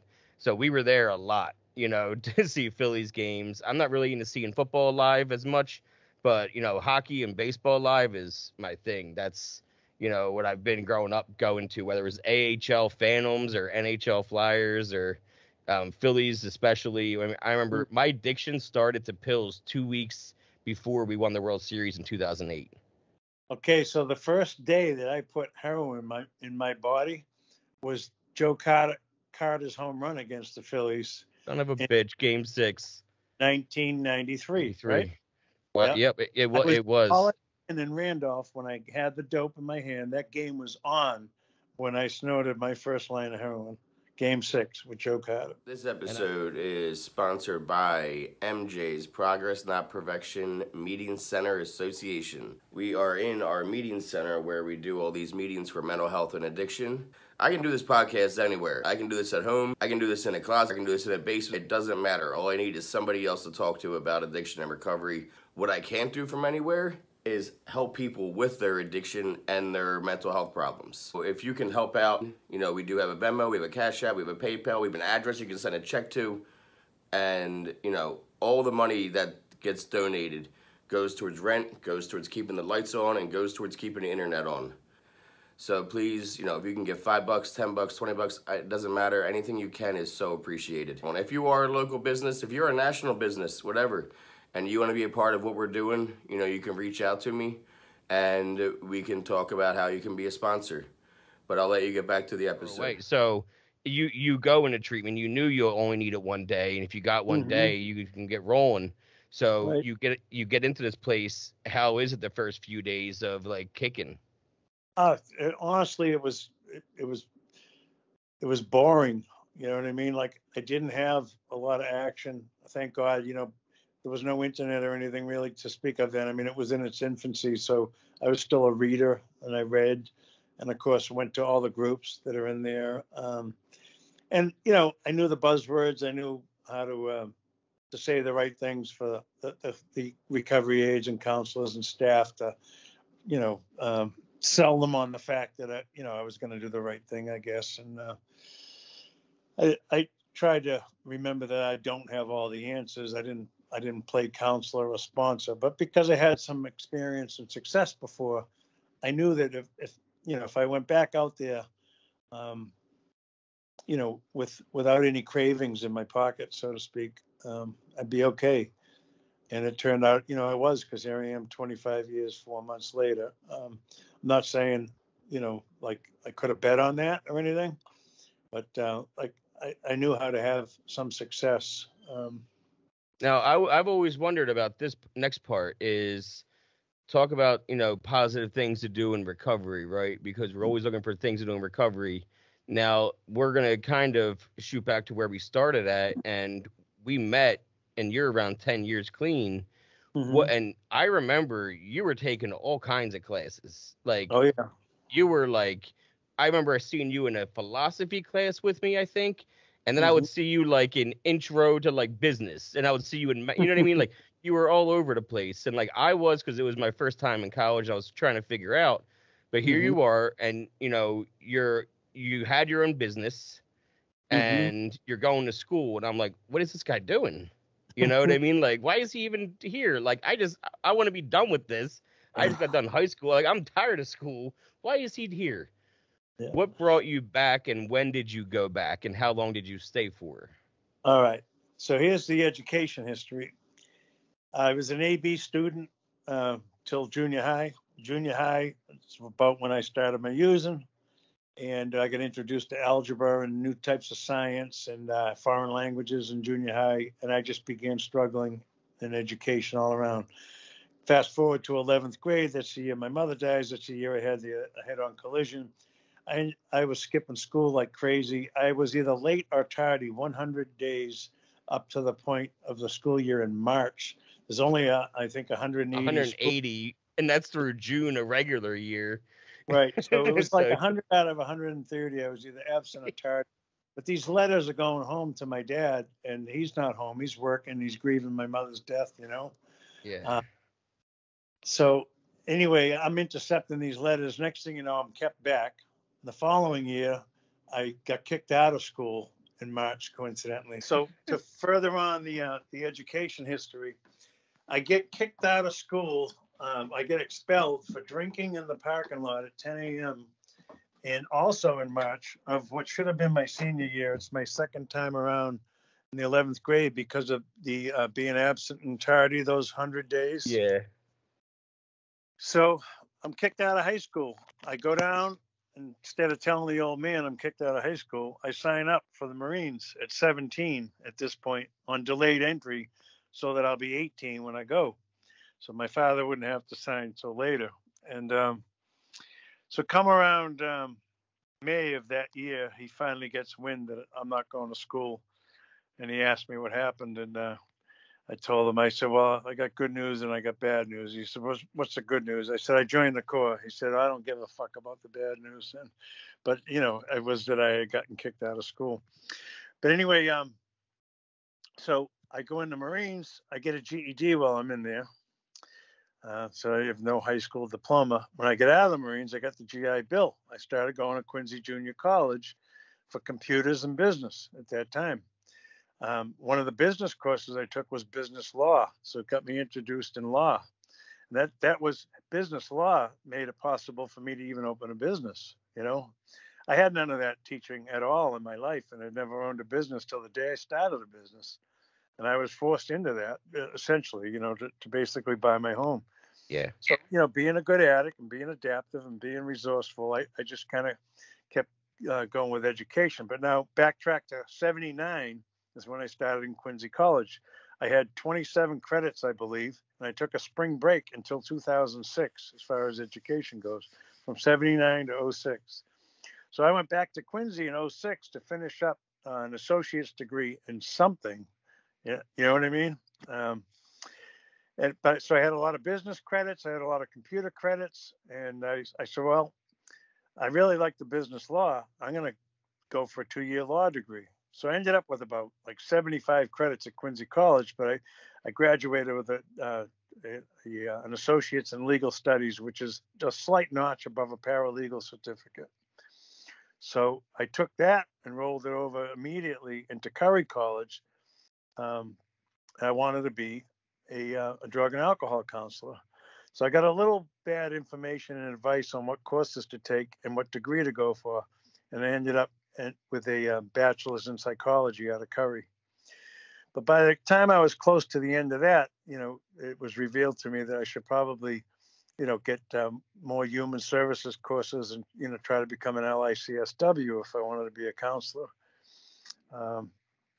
I applied for a couple jobs in the counseling field and didn't get them because they wanted a different degree. And so I just got frustrated with it. And I just kind of kept doing odd jobs, self-employed, doing Uber when it started, driving for Autopart International, just doing dumbass jobs and then selling old computer shit for my business on eBay and Amazon to supplement my income and all.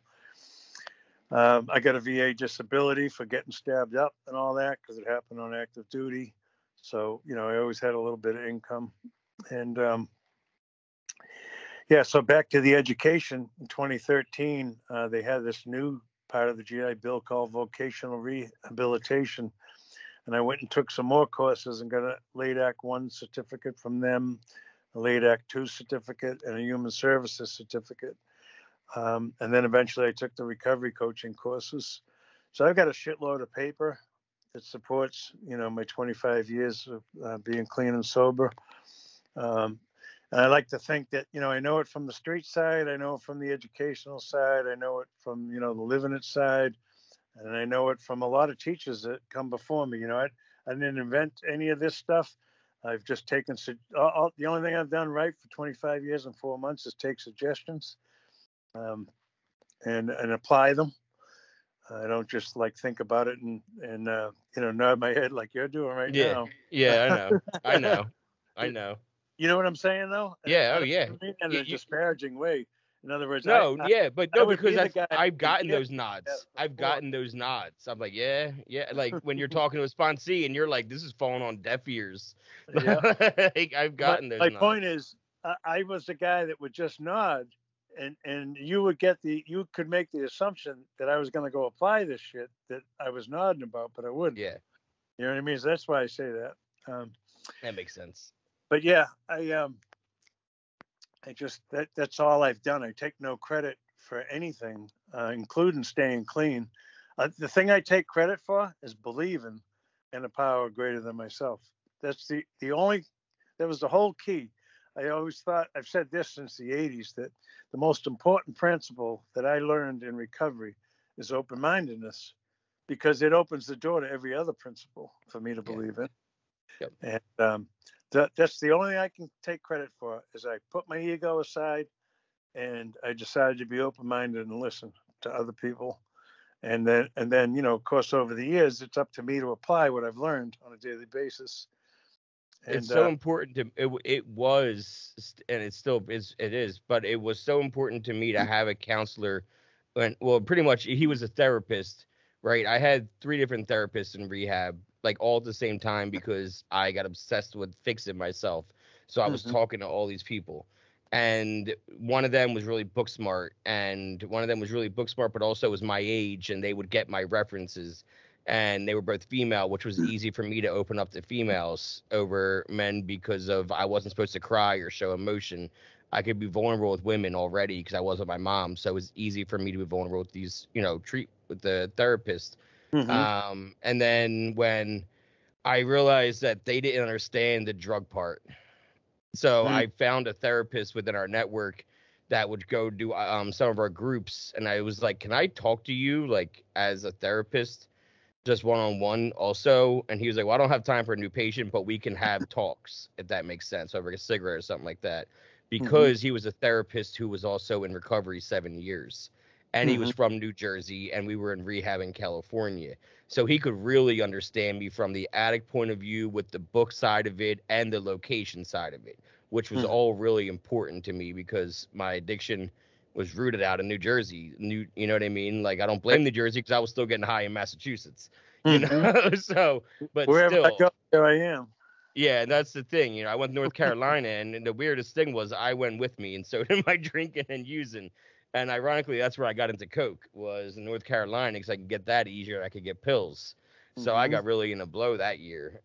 So what is the biggest thing you tell sponsees this time of year, the holidays, when you know, you said it yourself about, you know, relapsing around this time of year, using this time of year. Like, what is it that you're telling people that are struggling? Because I mean, the overdose and the relapse rates spike a third, 33% this time of year. Mm-hmm. And this year in particular, April 2020, no, May 2020 to April 2021, we went over 100,000 overdose deaths for the first time ever. I think the high before that was 75,000 overdose deaths in It India. was March to March or year over year, and then April to April was just released, and that was 100,000 also.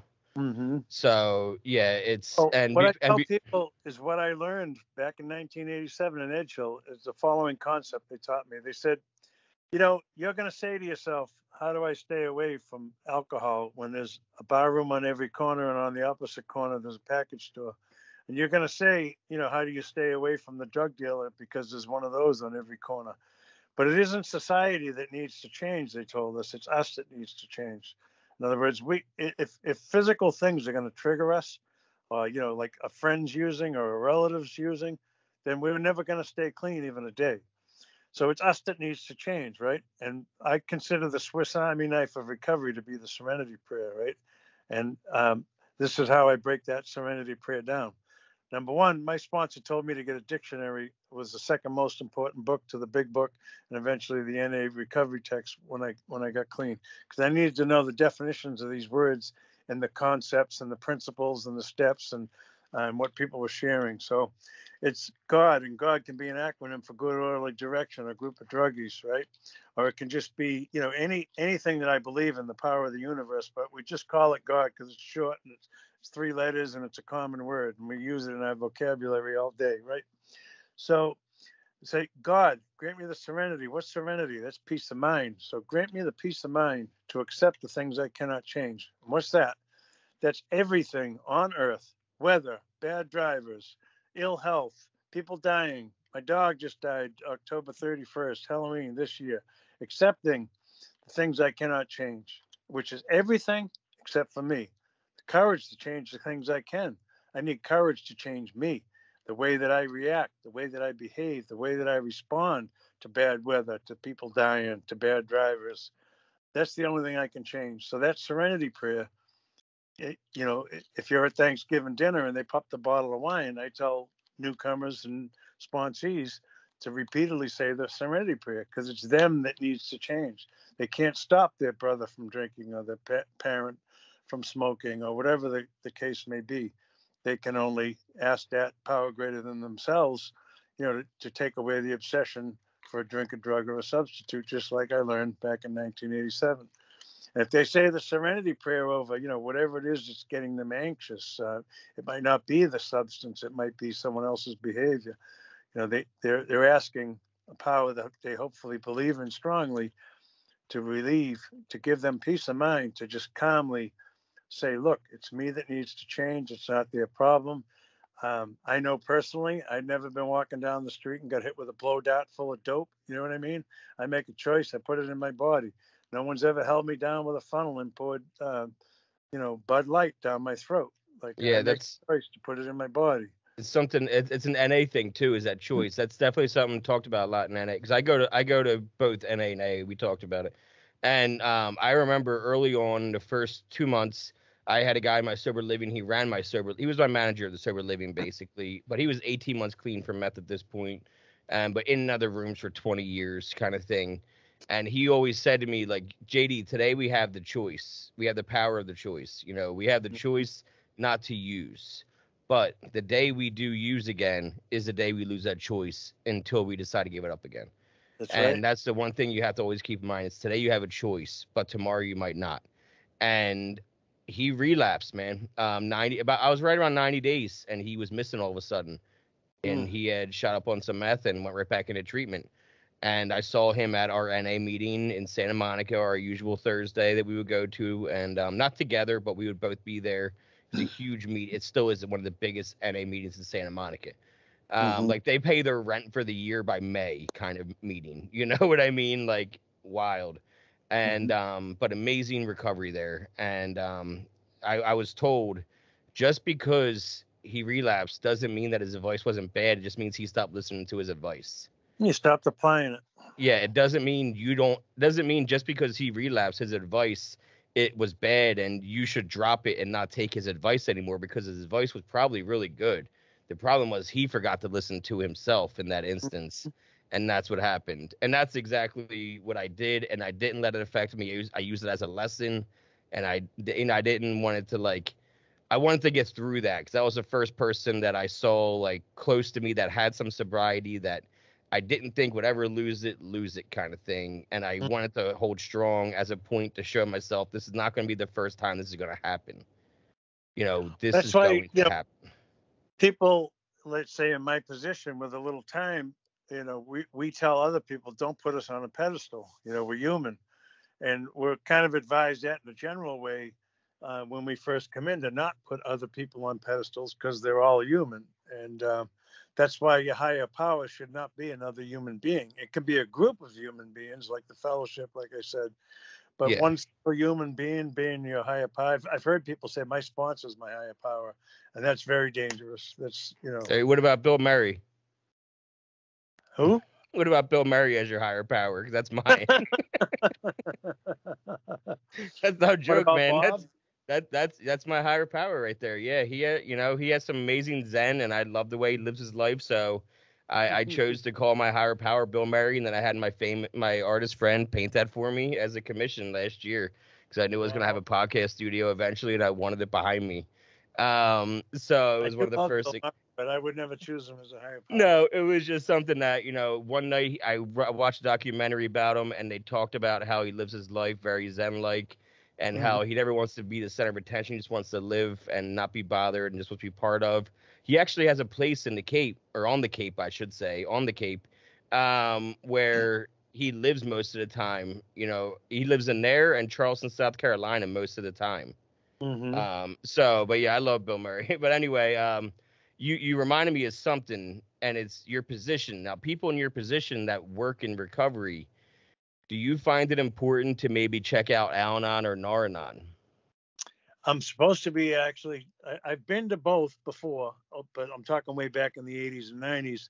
But I was supposed to recently attend a Sunday morning Al-Anon meeting because I run a family support group for my current employer every Tuesday night.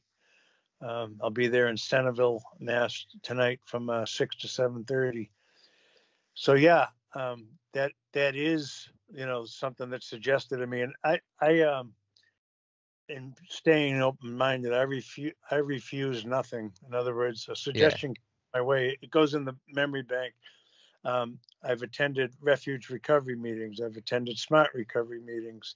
Al-Anon's just up next. It's just a matter of both convenience, schedule, inconvenience, and so on. The reason I ask, and for people listening or watching, the reason I ask is because people like him and I where we also not just we are in recovery, we work with people actively that are in addiction still to try to hope someday they get recovery.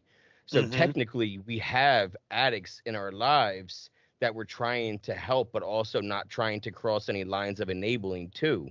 So, that's why I find that when you get some time and you start working in the recovery field, it's important to check out Al-Anon or Nar-Anon because it'll give you another place where you can maybe have some refuge from the trauma that you deal with in a professional basis where it's real life, not just work. This is real life stuff happening as your career, basically. So it can be scary, it can be detrimental to our program. I've had to wear a lot of hats over the years between the two fellowships and of course now professionally, but I completely understand that the differences or lack of differences in all of this. In other words, when I'm at an AA meeting, I identify myself as an alcoholic. When I'm at an NA meeting, I identify myself as an addict. I never identify myself as an addict and an alcoholic. And the reason being is I believe it's the same exact disease, just has a different label. I've been through the Big Book step study process, and it deals with alcoholism. It doesn't deal with alcohol. It deals with alcoholism, and alcoholism does not come in a bottle. All right. Addiction does not have to be a substance. I've known people commit suicide over gambling addictions. I know people that are in jail over sexual addictions. Addiction plays a role in 88% of incarcerations in America. So I know, back to, like, we're talking about the overdose deaths.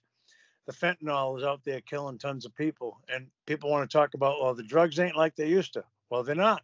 The drugs are different, but you know what? The solution has not changed since the 20s, when Bill and Bob created the 12 steps of Alcoholics Anonymous. Narcotics Anonymous adopted those 12 steps with Alcoholics Anonymous permission in 1953. And, their steps deal with addiction. It's not cocaine anonymous. Not heroin. I always say to everybody, like, what's all the normies, what do they think the first step is, Larry? If you're a normie, what do they tell you the first step is? Admitting it's the first step. And really, they forget that the most crucial part of that first step is after that semicolon, right? Yeah. That unmanageability. And I'm powerless. And because you can take that word alcohol, and it's proven that you can interchange it with whatever is making your life unmanageable and do the rest of the steps on. I've had a sponsee with more time than me that we helped them get over an ex by putting her name in there instead of alcohol. Oh, I had to do the same thing with that 45-day wife that gave me the boot. Her name, my prayers every day. It used to be, keep me away from a drink, a substitute, a drink, a drug, a substitute, or Darlene. That was my prayers. Swear to God. How many times now have you been married? Did you get married recently? I got married 2017. I thought it was in the last few years. It was right. Yeah. Okay. So was that your first been marriage? With us since 2013. So we've been together 8 years. We've been married 4. Now, was that your first, like, serious relationship? Really, like, serious since getting clean? No, I went 25 years without living with anyone, without living with someone else. I had some long-term relationships, but my mother said, don't get married till you're 25. I was married and divorced twice before I was 25. Yeah. So 25 years without being married and or living with anyone. So the last person I lived with was my running partner, the one that I split with in 96. I bought her out of the house that year, and she was the last one to ever live here until my current wife moved in June of 2015. She moved in after about a year and a half, healthy dating and all.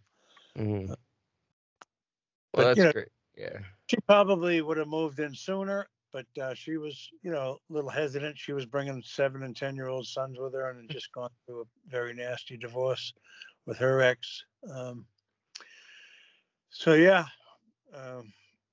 We were both married and divorced 3 times, coincidentally. And look at that. Yeah. But, hey, man, I'm so glad we got to talk, Larry, today, because, like, there's a lot I didn't know about. You know what I mean? Like I said, we talk here and there. I see you post or you see me post, but, like, actually sit down, like, ask questions and talk. You know what I mean? And get to know each other. I appreciate, opening up and talking the way you did, because it's important to know, like, somebody that can have a few years of good recovery can still have a really bad relapse. Oh, yeah. But it doesn't mean you can't get a day again, and then 2 days again, and then 25 years. I'll tell you, there's a book in Narcotics Anonymous called Living Clean, and there's a chapter in there on, on character defects and whatnot, and what it can do to anyone regardless of their length of clean time if they're not taking care of their character defects and their shortcomings. And it talks about a guy with exactly 25 years, going through a nasty divorce, and he relapses and he loses his house, he loses his clean time, he loses his business, and all these such things, because we're not exempt. Everyone gets their turn, whether it be a good thing, you have your turn at the good times, and you get your turn at the hell. It happens in recovery regardless of how much step work you've done or how much clean time you've had. But if you've done all that step work, you're prepared for all the hell that's going to come your way, and you probably won't relapse if you've done all the step work. But if you haven't, and the hell comes your way, you're probably going to relapse. Whether the hell is a failed business, the death of a child, the death of a parent, your own health failing, whatever new bottom it is that's thrown your way. You got to have the tools. And Yeah, I've had so many powerful people cross my path and, help me to just become the human being that I am today, Yeah, I don't think I would have been able to get through my wife being diagnosed with MS. You know what I mean? A month into opening this business, we opened this in July officially. We started this meeting center that we have here in PA. Where we do, trauma meetings, LGBTQ, NA, AA meetings and everything, meditation. And we started it back in July with our stimulus money. And then next month later, she gets diagnosed with MS. My God. And she can't walk anymore. She can't walk unless she has a walker or a cane. And we live on a second story apartment, and we're stuck there right now for the time being. So, it is what it is, but without the steps, I would have completely fell off. I would have been drinking by now. I would have been using by now. Like old JD never would have been able to deal with any kind of thing like this. And I say deal with because that's how old JD was. But now working the program, I know how to live with this. I know that it's not going to change and there's nothing I did to cause it. And there's nothing I can do to fix it. All I can do is just try to find solutions to make each of our lives easier that day. I'm not going to be concerned with what tomorrow is going to bring because MS is unpredictable. She could have a great day, a bad day. All I can do is control what I can control today. Like I lived my addiction one day at a time and I lived my recovery one day at a time. My addiction, if I got high, like you said at the end about with your dope use, right? You were going every day because that means you were going on Monday and then you were getting high throughout Monday and you said, you know what? I'll just go again tomorrow. I'm going to use up the rest of today. And you got high. That tomorrow is Larry's problem. That's Larry's tomorrow problem. I'm going to get high tonight. And so I was living one day at a time then. And I was living for different things. Now I'm living for different reasons too. So you are too, man. You're proof of that. Your life is proof of that now. I mean, you're always going to Patriots games or Bruins or Red Sox. You're always going to fun stuff, traveling, and you're living your life, man. You're giving back and you're of service. Thank you for your service, by the way. And people usually say it to you for the Marines and being a vet, but I'm saying it to you this time also because of what you're doing. Not only are you sponsoring, you're working in that. You're living your life by it, and it's an incredible thing to see, man. Like it's like inspirational for me what I would want to do as I continue doing this. Thank you. I love my job. I love my life. I love my country. And I love my fellow addicts. I say it all the time. Like if I'm on a H&I commitment, or I worked at the detox at Gosnell for a while, running groups and whatnot too. And I open every meeting with, I'm even as a recovery coach, I have to give a presentation every Thursday about what we're all about. And I tell them that I'm an addict just like you, and I'm no better, no worse than you. The only difference between you and me is I have more clean time. And the only reason I know that is because you're in treatment. I'm not. Yeah. You know what I mean? But at the end of the day, we're sitting down at a diner. We don't know how much clean time we have unless we pull out our key tags and I throw a silver one on there. It says 18 months. Color of duct, stick and stay. Yeah, that's what I just got this fresh one a couple months ago. Beautiful. Yeah. Skip Gray, stick and stay. Locked up at South Bay, we say around here. Where South Bay? Yeah, I used to go up to that Best Buy when they were building it to help them. I helped them grand open that Best Buy in 2007. Actually, because when we were going to school together in 2007, I was also working at UPS down by you. That UPS. Yep. I was driving from Carver, or Cava, as you guys would say it, to Sagamore to do the 4 to 8:30 a.m. shift. Then I would drive a half an hour back to Carver, get a shower, and drive a half an hour to Kingston, CVS, exit 10 off of 3, get done there, and then I would go to class from 6 to 9 at night. That was my day, Monday through Friday, was UPS 4 to 8:30, CVS 10 to 4, class with you 6 to 9. That was Monday through Thursday, and then class 8 to 12:30 on Saturdays. And that was my week. And I had straight A's, and it was, I was drinking, but not drugging. And then eventually I wanted to drink more. And I was like, I'm done with school. I can make enough money now working at Best Buy. I'm moving to Jersey on my own, and I'm getting my own place and going to party it up. And then 22 rolls around and drinking's no more good anymore. And there are pills and it's a wrap. It is. It was done That's so from there. there on Quaker Meeting House Road is 2.5 miles from my house. That's how Oh, close. really? Yeah. But I'm just glad that you're doing what you're doing today. I'm glad I was able to find you again and get in contact with you because it took me about 12 hours of like off and on searching on Facebook to find you again. So, but I was determined to find you because I Right. knew that you had a story to tell, and I'm so glad that we got to sit down and talk the way you did, man. A lot of, I hate to say old timers, but you're an old timer. And a lot of old timers don't get as candid with their war stories as you did. So I appreciate it. So again, keep doing what you're doing. Have a great Thanksgiving, man. And I'll be in touch soon. You too. Peace and love, my brother. All right. See you, buddy. Have a good one. Great holiday. You too.